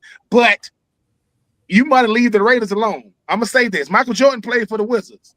It didn't tarnish his legacy, but he did play for the Wizards. I think Pete Carroll need to go to the career, man, because I don't think the Raiders, the Raiders in football is like being a quarterback for the Cleveland Browns. You just can't win. I don't get it. So, but Liam Cohen, what Ben Johnson has done with Caleb Williams and the Mike Vrabel effect in year one, I was mad when they got rid of Mayo, but hey man, Vrabel's getting it done. And like I said, I give Kellen Moore a ton of credit for keeping that team afloat in an NFC South that's not going to probably get won by the Bucks. The Falcons ain't making the playoffs, and you beat the team that might go to the playoffs twice. That to me, that deserves a B because Kellen Moore's consolation prize for winning the Super Bowl and being the offensive coordinator for the Philadelphia Eagles. He got to coach a really, really bad, really outside of Alvin Kamara and with Chris Olave and Cameron Jordan, who even for the freaking Saints that you would know if they was walking down the street in New Orleans. You wouldn't even know them. So shout out to them. But yeah, these first year head coaches are doing an incredible job. And give Aaron Glenn some time, man. You got to get a quarterback first. Get your quarterback, then really judge him. All right, Ben, real quickly, and then I'll go to the rest of everybody else. I want to get your opinion on this topic, and then I know we have a hard out at 10. So what are your thoughts about the holiday controversy when the Holiday Bowl wanted to move the Holiday Bowl to the Middle East, but officials and they met with officials in Saudi Arabia this past spring, but the ACC did not allow the game. What are your thoughts on that? They wanted to move the Holiday Bowl to the Middle East. Yeah, they did. I mean, is the Holiday Bowl they hurting for money like that, or they just want to get that cheese? They want to get that bread, right? Here's the thing, right? Here's the thing. This is why I don't agree with it. Yeah. These are young men who don't really understand. They just following orders, right? They just following orders. If you've never visited Saudi Arabia with your own money to vacation, don't be trying to send a bunch of college athletes over there. What? Look at all these places you can go. Hey, man, what about Hawaii? Nope. Brazil? Mm-mm. Oh, man, what about the Cayman Islands? We going to Saudi Arabia. Hell, what? You go. No. You don't get, listen, college athletes ain't lab rats. You don't get to experiment with them. What type of nonsense? Look, Marvin, all money ain't good money now, and I know they want that bread. But here's the thing. Listen. Marvin, your son is in college, and he say, Dad, what? We going to the holiday, but where y'all going? To Saudi Arabia. Wait. What? We're going. You see what I'm saying? I get it, but because people present something on the table don't mean you got to accept it. It's way too many places to go. That's far better than Saudi Arabia, right? Come on, man. I mean, I'm happy that they voted it down. And here's the thing, right? What is going on with the Holiday Bowl? That's even a consideration. You know how many bowl games it is? It's so many bowl games. You don't even know they own. It's probably a bowl game on right now in the States. In the States. Right? In the States. So find somewhere in the States. Find somewhere in California. I mean, don't do that. Come on, man. Because the whole thing about the Holiday Bowl is in San Diego. Well, that's all I'm saying. It's great places to play football in the great US of A. Here's the thing. A college team can't play in Saudi Arabia until NFL teams do. If an NFL teams go, then college teams do. Because they ain't going over there. Why ain't they going over there? Okay. No. Ridiculous. All right, so what isn't ridiculous? You're going to let everybody know how they get a hold of you. That's not ridiculous. That's a fact. Go ahead, let everybody know. I will say this. I am being Troop 84 on IG. I don't know what I am on X. I have gotten hacked once. So whoever this person hacking me is, get a life. I don't know how to get it back. I'm not trying to get it back. I'm being Troop somewhere on X. So if you see me, that is really me, but I got hacked again. But yes, but I tell you where you can find me on the South Florida Tribune with the homie Steve, listen, with the homie Marvin, and pretty soon I'm gonna have my own show coming. Anybody that's looking for me know, man, I represent the same smart tech as South Florida Tribune. We represent the same smart tech. And I'm out of here. You're on Tuesday night before you get out of here. You're with us, all right? Listen, I am contractually obligated to be on here Tuesday nights with the homie, you know what I'm saying, Scott, with the Rolls Royce, Bentley, BMW, whatever, the 65 Impala drop top. That's what I want. Miss Candy, Tom, Marvin, Mel, Steve. I'm gonna say the same thing I say on the fan in the end. Listen, you come through here because you come through here for the nuance, you come through here for the nonsense, but you stay because it makes sense. That's why you listen, because it makes sense to listen to us. But don't take what we say to the bank. And if you win any money, I just want 20% of the proceeds because I don't want to pay no tax. Just remember who the ringleader of this is. Don't you ever forget it, brother. The ringleader of this is Marv and Mel because I want to hear that. I want to hear that banter back and forth. It is the greatest. A Bruin and a Trojan have to share the mic together. Dude, let's do it. I'm here for that all day. We're gonna find a dog for you. We're gonna find you. No, don't do that. Don't do that. Listen. I already got a puppy. I don't need to talk to one. I don't want to talk to no puppies. You gotta give him a baby gator. Hey, Marvin, just remember, okay? Don't forget me, brother. Or not you, Scott. Marvin. Scott, you already know you the man, man. I appreciate you. I appreciate you letting me be a part of this squad, man. I think sometimes as a former player, what can replace the locker room is hard to replace the locker room. This is very, very close, if not better, man. So I know I speak for Marv and Mel when I say we don't miss the game. We miss the teammates, man. I appreciate you. Team to be a part of, and I'm gonna give you all I got, sir. The most. Yeah, that's what you missed the most. And I don't need totally the prompts, but remember one thing, brother. I intend to go out to one of you guys because you're loyal to the firm, and you're a major reason why we hit that million plateau that we're proud of, and you guys are a big part of what we've done. We're proud. I don't know what the number is now, Stephen, but everybody on this group has contributed mightily there. All right, 2 minutes past your time, but you made it the distance. Proud of you, Ben. All I have to tell you is Merry Christmas to you and your family. Merry Christmas to all y'all, man. Have a happy New Year, man. I'm gonna miss y'all. All right, Ben. Be good, we'll brother. see you next. Hey, Safe. listen, All right. Ben. Be We'll safe, my brother. see you next Tuesday night, man. Ben, we will Yes, do sir. this Tuesday night.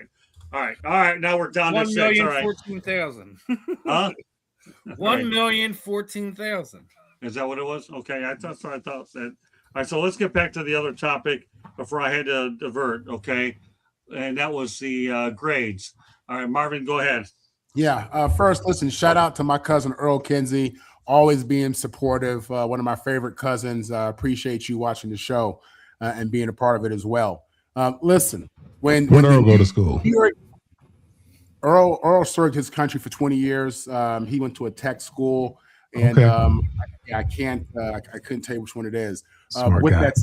that, but he's a Trojan at heart. With that said, listen, when the New York Football Jets hired Aaron Glenn, nobody was happier than me. Former great player in the NFL, was a great New York Jet, Pro Bowl New York Jet, great player out of A&M, and he was outstanding. Okay, so to say that this has been disappointing is being kind.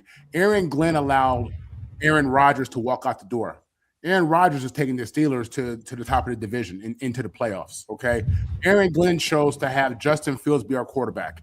Justin Fields will never in his life have a chance to be a starting quarterback again, all right? Aaron Glenn inherited a roster that was supposed to be a playoff contender. We're looking at possibly the number 1 draft pick, which means we're not going to the playoffs. We're on the opposite end of that, if you understand how the draft works, all right?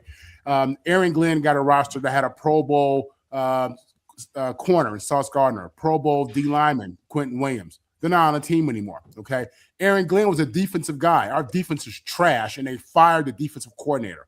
If Aaron Glenn hasn't earned an F this year, I don't know what an F looks like. Right. Now, if we draft this kid out of Indiana, and he's lightning in the bottle, or we can get Joe Burrow in a trade or something like that, then it looks different. Ben is right. You can't really judge the coach until you get the quarterback.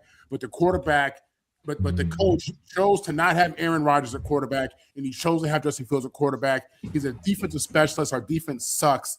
I don't. If all the names you listed and all the grades you listed, the only thing I'm hearing is that's a D.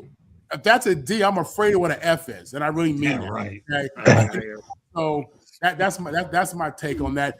In regards to Ben Johnson, on the other hand of that, is doing amazing. An A-. If that's not the Bears about to win the division, they're going to the playoffs. All you hear are all these pundits and experts saying how great Caleb is looking. They wasn't saying that last year and the year before. But this kid's playing efficient football. There were touchdown winning passes to DJ Moore. So listen, Ben Johnson to me right now is an A, and my man Glenn, who I pray for, is an F. Period. Point blank. Okay. All right, Tommy. What are your thoughts on the list? Yeah, I'll say Ben Johnson deserves an A+. I don't understand that, and Caleb Williams would agree too. He saved Caleb Williams' career. If he had to spend another year getting beat up by under the former coach or under a new coach that didn't do the job Ben Johnson did. I also give Brian Schottmeyer high grades for the same reason Steve did, that he's got to deal with Jerry Jones. His father, Marty Schottenheimer, is one of the great underrated coaches in NFL history, simply because he didn't win a Super Bowl or even get to one. He had a lot of heartbreak there. Brian Schottenheimer has exceeded my expectations. The other guys I'll skip over. I'll say this, the con man in chief gave himself an AAA. I'll give Pete Carroll an F. I'll give Pete Carroll an F for hiring Chip Kelly. Right. And I'll give Mark Davis an F for hiring Pete Carroll. Okay, fair enough. All right, Mel, give the last. I'll give my opinion on the list in a moment, but go ahead, Mel. We have other topics I want to get to as well. Yeah, well, Aaron Glenn, that's the one that kind of surprised me. Somebody's showing a little grace there. Look, I'm happy that Aaron got the opportunity to get the head coaching job. I believe he has the same opportunity to fail or succeed as just as anybody else. But I never really saw what everybody else saw in him when he was at Detroit as a defensive coordinator. If you look at their defense, Yeah, I mean, look, Marv, I've been looking at it for the last 3 or 4 years, and their defense has just been okay. It hasn't been lights out. It hasn't been great. It's been okay. They've been opportunistic, but they've also been the beneficiary of a very good offense and being able to play one dimensional on the defensive side of the ball. When they jump out to a lead early on teams only have one choice. They got to throw the football, and that's kind of plays into Detroit's strengths. But they still had these gaping holes in their defense. They just had a very good offense that kind of overshadowed that defense and kind of hit a lot of the deficiencies of that defense as well.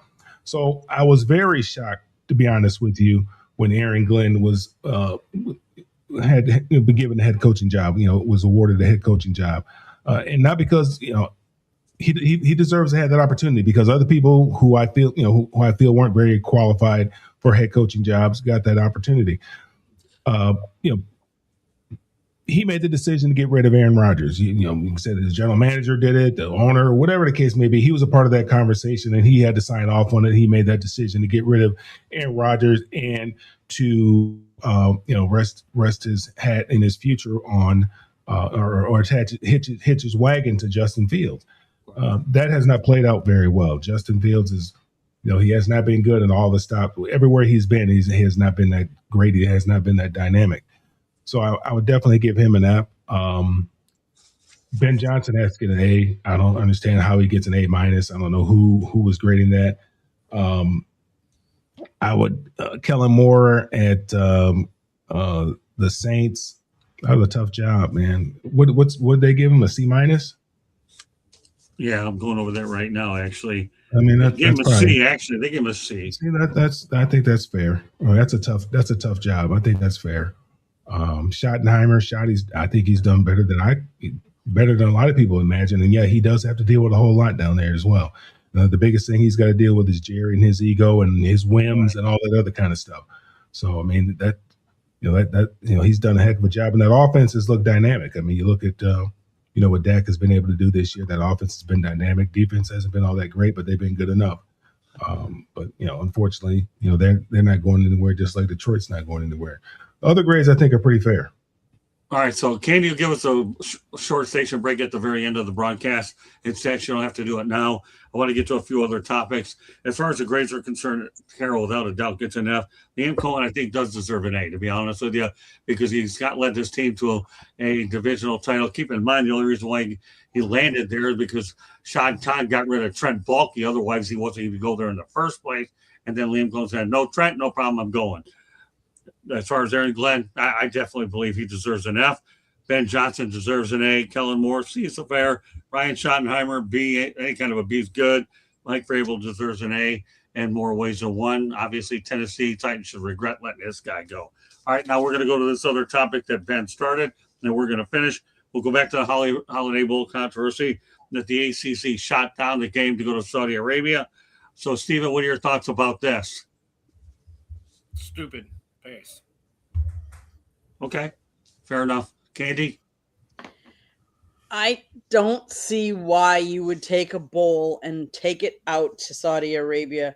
I don't think a lot of fans would have traveled with them. I just don't see it. I'm glad they turned it down and they kept it here, because that's not the place right now that I would be traveling to. Mel? Yeah, it's just money. I mean, Holiday Bowl, they've been struggling for a while, and in bowl games in particular, like Ben said, there's a bowl game on right now. Nobody's watching it. Nobody cares about these bowl games anymore. Bowl games have lost their importance. So the Holiday Bowl, they're looking for an influx of cash, and if they can get, we know the Saudis, they're willing to pay some money for entertainment, and so if they can get somebody on, if they were able to get somebody on board with taking some kids overseas, they would have done that. They weren't concerned about having people come from over here to go watch it. They weren't concerned about that at all. They just make sure, as long as they got their bag, that's all they're concerned about getting. It didn't have to be any fans in the stands as long as they got their bag. But I'm glad that they didn't, because there's a lot of differences there as far as the culture is concerned. And you got young kids, young 18, 20 to 21-year-old kids with high testosterone levels, and there's certain things you can do here that you can't do over there. I mean, what happened when UCLA went to China one time, and one of the Ball brothers got in trouble over there messing around doing something. Jello, whatever Leangelo, whatever the one is they call Jello, got in trouble over there shoplifting or something like that. You don't want to get in trouble in a foreign country. You know, that's it's bad enough getting in trouble in a different state. You don't want to get in trouble in a foreign country because laws are different. They can do things different. You might get some lashes. You might, have to spend some time in the pokey. It's just you got to get all these different people involved, man, embassies and heads of states and all that. It's just not. It's not a good situation. So there's plenty of places to play here. Whether they play here or whether they play there, they're going to be irrelevant. People aren't going to watch it anyway. I understand, but they're just trying to make the bowl game relevant. Tommy? Yeah, I was going to say the same thing as Mel. Remember those UCLA players? And then the con man, after they were in jail for a couple of days, the con man in chief took credit for getting them out. If kids got in trouble in Saudi Arabia, they'd be executed. Yeah. The con man in chief would say, well, unfortunate things happen, and kind of like the Washington Post columnist that got cut up. Yeah, no, great point. Marvin? It is inevitable that you will see college football and these bowl games expand out. These are business. This is business, y'all. They're not in it for the football. They're in it for the money. These Saudis want to get into the sports game big. You see what they're doing with boxing. You see what they're doing with UFC. They got big money, and they realize the gold mine that football is. It is in the era of name, image, and likeness. Okay, college football is going to expand, and they're going to blow up, as they have been doing, and it's just a matter of time. The other thing is this: you guys forget. For these bowl games, these sponsors, these bowls, they give players gifts. Okay, can you imagine what the gifts the players are going to get for going to Saudi Arabia?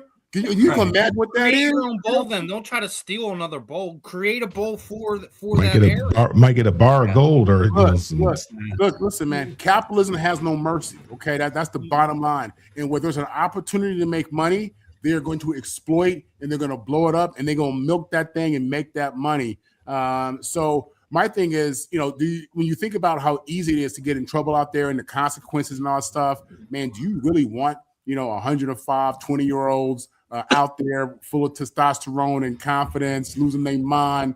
You know what I'm saying? I don't know. So, but in regards to the Saudis, I get it. And let me tell you something, y'all. College football, NFL, they trying to grow their business. They are going to go global, and they're going to keep doing that. The Saudis are going to get football. You're going to see an NFL game. You're going to see a college game. You're going to see something out there. They got too much money. And for America, that's our draw. We don't say no to money. We're a slave to money.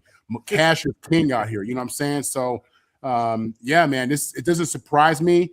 And I listen, I want to see what them players get as gifts. That's what I want to hear about. All right, here's what I'll tell you. Go ahead, Candy. I just want to quick add that not only did they do that, but North Carolina General Manager Mike Lombardi traveled to Saudi Arabia to discuss a possible partnership. He came back empty as well. Okay. Well, here's what's going to happen with that situation. A few other topics I need to get to. Number one, it may not be the ACC, but I can tell you right now, the Group of Five conferences will get involved. If they see a big cash grab there, I can see that happening. The ACC, I understand why they did it, but let's face the reality. These Group of Five conferences and teams are looking to find any way they can to finance their games, and they will. I can remember working with Howard Schiller and FAU. They played those mismatch games, and they were able to go out there and make a lot of money to build their programs. This is one I want to get to. We're going to go to more NFL stuff. Miami wide receiver Ray Joseph has entered the transfer portal. The speedy star receiver, they totally only had 14 catches for 135 yards over 3 seasons with the Hurricanes. He was a former 4-star prospect. He's a great kid. I interviewed him for the regular season. Candy, I'm going to tell you something, okay? This Ray Joseph's a good player, and I can only wish better things for this guy. I agree. I mean, he was the first player to enter the transfer portal. I mean, I think he knows Carson Beck's not going to be there next year. He doesn't know who the quarterback's going to be. He wants to leave his options open to see, because he wants someone to throw to him all the time. So I understand. Did he play last week? 4-star wide receiver. Did he play last week? Did he play against A&M? I'm trying to remember who the guy is. Let me see. Malachi Tony was big. Okay, Yeah. was that the guy who I guess has been in the doghouse a little bit? Is he a freshman, Malachi Tony? Yeah. Yes. Yeah. So he's the guy that ran the reverse or whatever for a touchdown? Mm-hmm. Right. Okay. All right. Okay. So I'm getting He's the one that confused. fumbled the ball and then actually Right. ran for Gotcha, 10. okay. Yes. Mhm. All right. So Ray, has he played this year? I mean, what like are I his said, stats this year? Yeah, 14 for 135 yards over 3 years. I thought the guy was going to have a big Over role. 3 That's why I years? talked to him. Yeah. 14 receptions? Yeah, for 135 yards under Mario Cristobal. The guy had to make a move. No. Yeah, he needs a transfer. Yeah, all right. Yeah, I mean, this kid's will be a good prospect. You'll hear about him. Anything else you want to add to it, Mel? What about you, Tommy? Well, you know, a lot of guys that are 4 stars don't pan out. They don't make the adjustment to college. Clearly, he hasn't produced, so that's the reason he's in the transfer portal. You know, nowadays there's 2 reasons. They're looking for more money. Is the other reason. Okay, Marvin. Yeah, I mean, listen, if he was a 4-star recruit, that's a blue chip. Okay, so and UM is building something, Mario's building something, and what they're trying to do is stack those rosters. Now, trust me, outside of his lack of playing time, lack of productivity, what also is happening is he has other schools trying to holler at him. You know what I'm saying? And they telling him he gonna get the bag, he gonna get paid. So this isn't just him leaving just because. I mean, he's being motivated to get up out of there.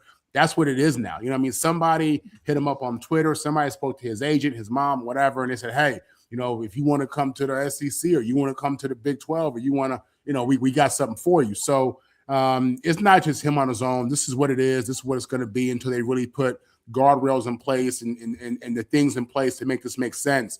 Unfortunate. You know, for UM, they put a lot of money and time into recruiting this kid, I'm sure. But this is what it is. This is where we are in 2025 until the ADs, presidents, H2A put some kind of rules in place in regards to transferring and the calendar of it. I mean, why is this being announced? They're in the middle of a championship run. It's right. crazy. That's what I don't understand. That's crazy.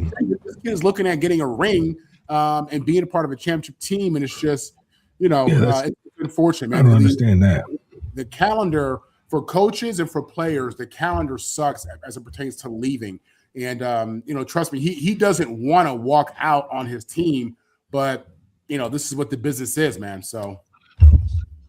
Okay, let's move on. Another good feel-good story out of Miami, though, is a guy I've also spoken to many times, is Patriots kicker Andy Borregales, who actually has passed Stephen Gutowski in 105 and Andy Borregales 105, his past kicker Stephen Gutowski 103 for points scored by a rookie in franchise history. I'll tell you one thing, Stephen, Andy Borregales has stabilized that situation up in New England with this guy was the most reliable kickers on the planet. Andy Borregales is a heck of a player. It's all right. You know much about him? Okay, no problem. That's okay. New England's doing well because of New England. That's okay. I get it. All right, Candy, some thoughts about Andy. He's made 26 field goals out of 29. His long is 53. He's made 44 extra point. I mean, he was a steady kicker for Miami. We knew he was going to do well. We were just really happy that he landed with a team. And he's on a good team that's going to go to the playoffs. Happy, couldn't be happier for him. Good all-around kid. Mel? Yeah, what Candy said. Okay. All right, well, that's rapid fire in your eyes anyways. Tommy?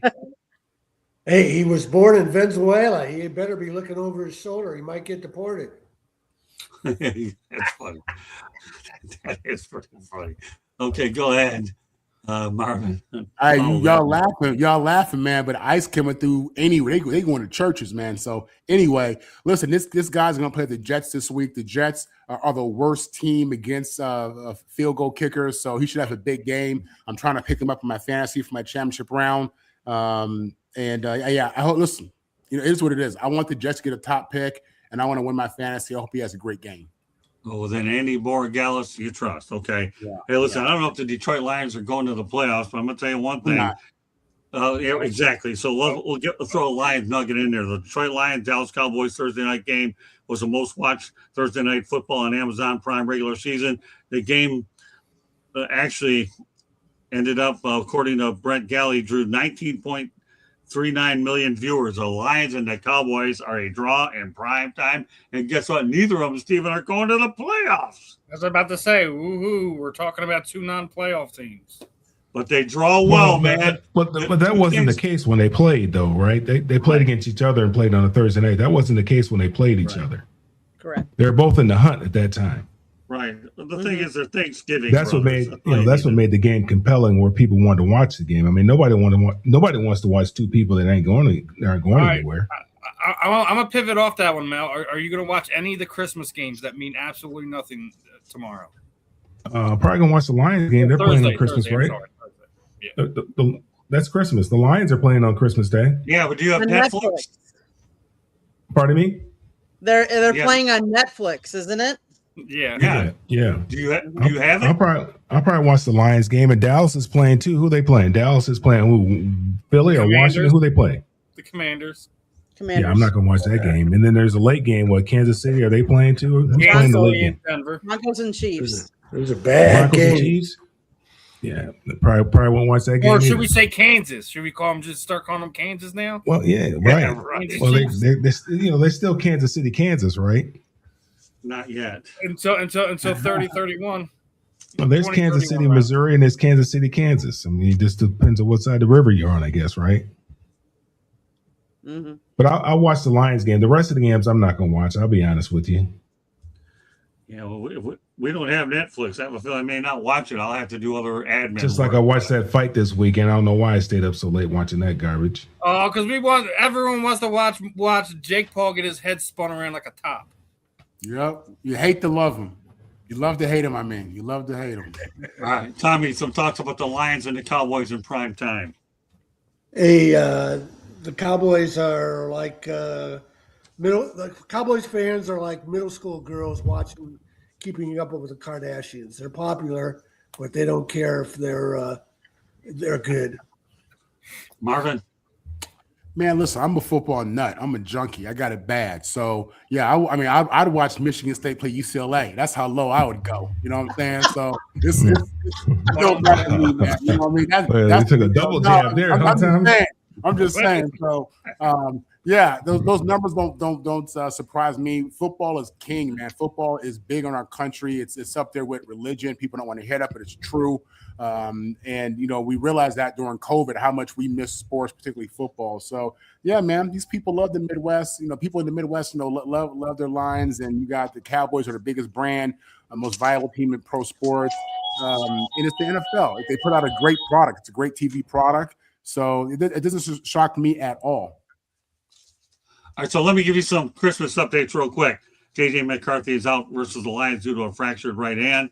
Max Brosmer will start against the Lions. Also, injury updates, Jordan Love and Malik Willis are actually practicing in a limited capacity. Stephen, what are your thoughts about those updates?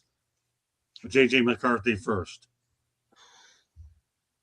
Yeah, I'm about to have to head upstairs with my mom right now. So and just go Gardner ahead, Minshew tore his ACL for Kansas City. Mm-hmm. Yeah, he did. All right, well, Steven's out for a little while. All right, so let's go ahead around the horn. Candy, some thoughts about J.J. McCarthy. He's out. Max Brosmer's in. I mean, Minnesota isn't playing for anything anyways, except for, next year. So this gives this guy a chance to get some good game film and try and do something against your team. Who's playing? Who's playing for JJ McCarthy? Who started? Max Brosmer. Max Brosner? Who's that? Exactly. That's what I said when I looked it up. That's why. I mean, it's his chance. What happened to Carson? Is he hurt? Yeah, Carson's been out for a while now. Okay. And as far as Jordan Love and Malik Willis, obviously the Packers are still in it. They're trying to play for a playoff spot. They're still a slim, and I say this, a slim chance to win the division. So I hope, they can play. And to be honest with you, both of them. I mean, I know some people are very critical about Malik Willis, but I think he admirably came into that game, and we had a chance to win that game still with him. So I'd take either one of them at this point. I just hope they're not injured, that they can do it. At least Minnesota's not calling like Brett Favre or Randall Cunningham or Warren Moon to see if they can play. No, that's okay. I appreciate where you're going with Marvin. The thing about J.J. McCarthy is, Jim Harbaugh, and you understand why, just supporting his kid, but he came out, he was saying how J.J. was the best quarterback in the country and the best quarterback in the draft. And, he gets drafted by Minnesota and he doesn't play the first year. And it's just, it's not, I wouldn't say it's going great for him at this point. He's young, whether he lasts in Minnesota or not, he has some growing to do without question.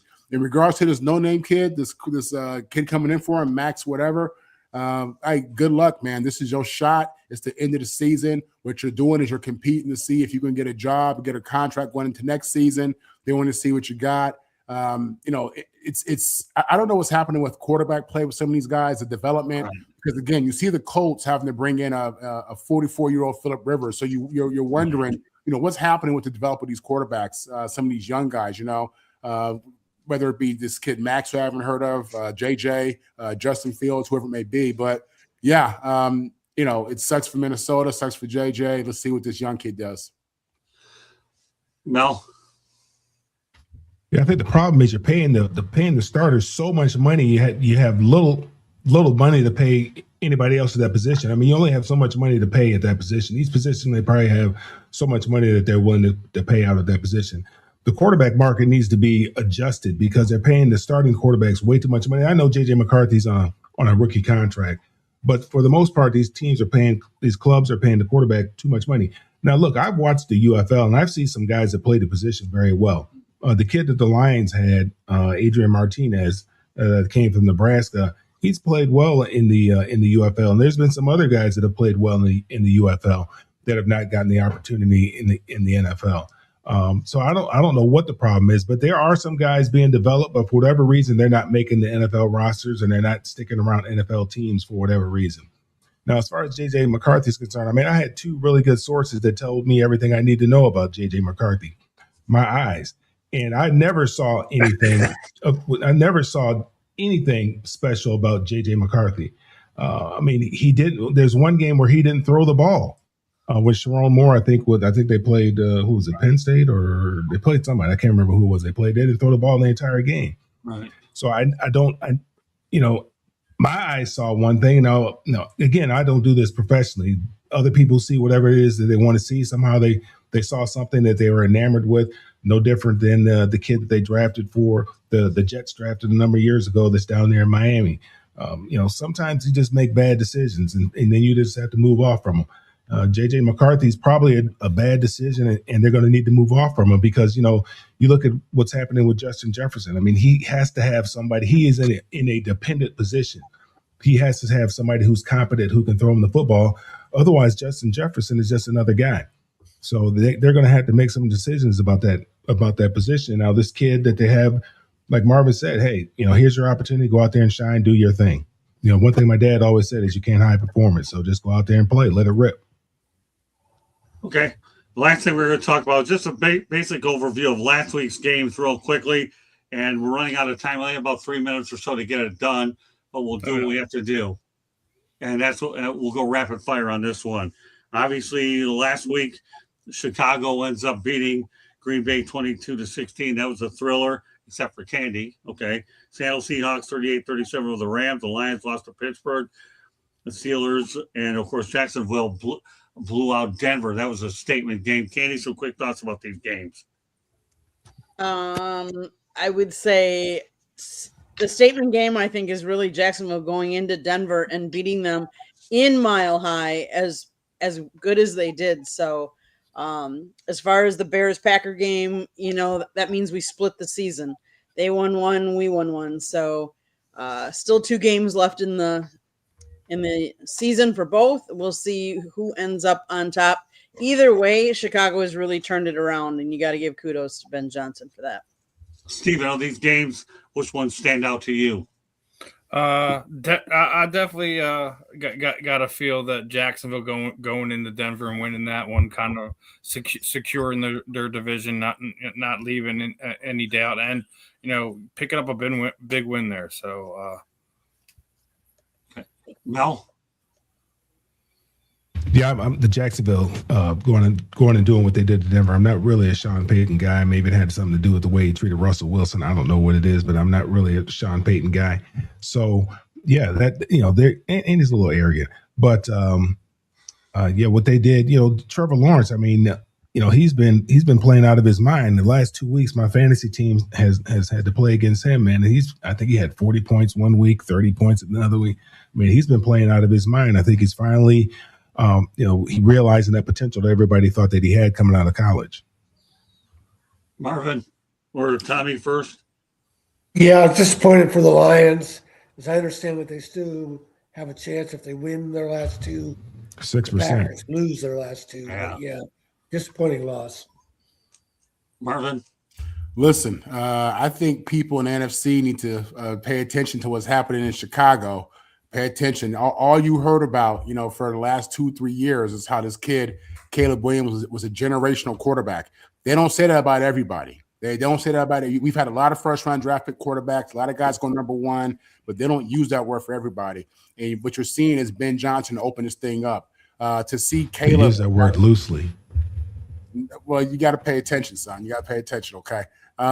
If you look at Caleb, man, with this walk-off touchdown pass to DJ Moore in overtime, I mean, he's really coming into his own.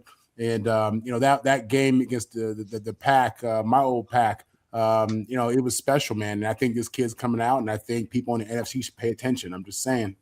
And so it was Chicago, Green Bay. That's the game that I really enjoyed watching and seeing what the Ben Johnson effect is really about as we get into Week 15. It's a real thing. Yeah, I'll say this real quick, and then we're going to talk about a couple of topics that we'll be talking about next week. I like what Jacksonville did. Don't sleep on Travis Etienne, the former Clemson Tiger. Him and Lawrence have done a good job. A couple of topics we're going to get into next week. We're going to talk about the amount of popes versus the amount of coaches that the Pittsburgh Steelers have. Hope you'll be there for that one. We're going to talk about first-round rookie quarterbacks that have lost their coaches, and obviously their first-year rookie ones, as in Cam Ward and Brian Callahan. That'll be on next week's docket as well. Then I want to talk about Arch Manning taking a little bit of a discount to stay at Texas. He's not going to be declaring for the draft. Those will be some of our top topics going into next week. So I hope you can join us here on Inside the Pigskin. Want to make sure we got to a lot of these as well. And I think for the most part, we were able to go out there and reach a lot of what we were looking to get done. With that said, I owe it to everybody else to let everybody know how you get a hold of you. But those are the three topics that'll be high priority next week. So Cam Ward and then Jackson Dart, definitely for sure. And of course, the Pittsburgh Steelers coaching is unbelievable. How few coaches that they've had and the amount of popes they've had. And that's what I'm looking forward to talking about as well. And as I alluded to before, what was the other one? I don't remember, and Arch Manning as well. All right, Candy. We'll let Steven go real first, and then you can do a quick one. Steven, go ahead. What do you have me do now? How can we find you? Yeah, obviously, just type in the name there. Steven Rochelle, which should be real easy to find me. Facebook, Instagram, and if you're on X, TikTok, YouTube, just type in Steve Sports Talk 1. Really, real easy to get me there. Obviously, me, Marvin, and Ben will be on tomorrow morning. Have a show Sunday scheduled with BKFC middleweight champion David Mendel. So we should always have the fun content here on the channel. All right, let's go real quickly, rapid fire. Marvin, go ahead. Yeah, you can catch me, Marvin Powell III. Marvin on the mic is my social media handles. You can catch me here with the South Florida Tribune, typically on Tuesday evenings, Wednesday mornings, Wednesday evenings, and Saturday morning. You can also catch me with the Kings, Broncos, Nets roundtable. You can catch me on Locked On twice a week as well. All right, Tommy, real quick, Shanahan report. Tom Shanahan.report. Twitter handle is Shanny4055. All right, Mel, real quick, Candy, we'll close out the show. All the social media at Melfar Jr. Follow what we have going on for the youth here in Georgia and in Michigan at melfarsuperstarfoundation.org. All right, Candy, finish it. South Florida Tribune Publishing Company published a book, Lessons from the Microphone, Tuning into the Enduring Wisdom of Visionary Leaders. It is written by our host, Scott the Motor City Madmouth. It's available on Amazon, Barnes & Noble, Kindle, Google, and Apple Books. If you like to listen to podcasts, you can find us wherever you get your podcasts. If you see the red subscribe button, click it, like us, share us, turn on your notifications. And last but not least, everybody have a wonderful holiday season. We will be back next week. Yeah, we'll be back next Tuesday night, same time, same place. Merry Christmas, everybody. Thank you very much for joining us. Have a great night. Goodbye now.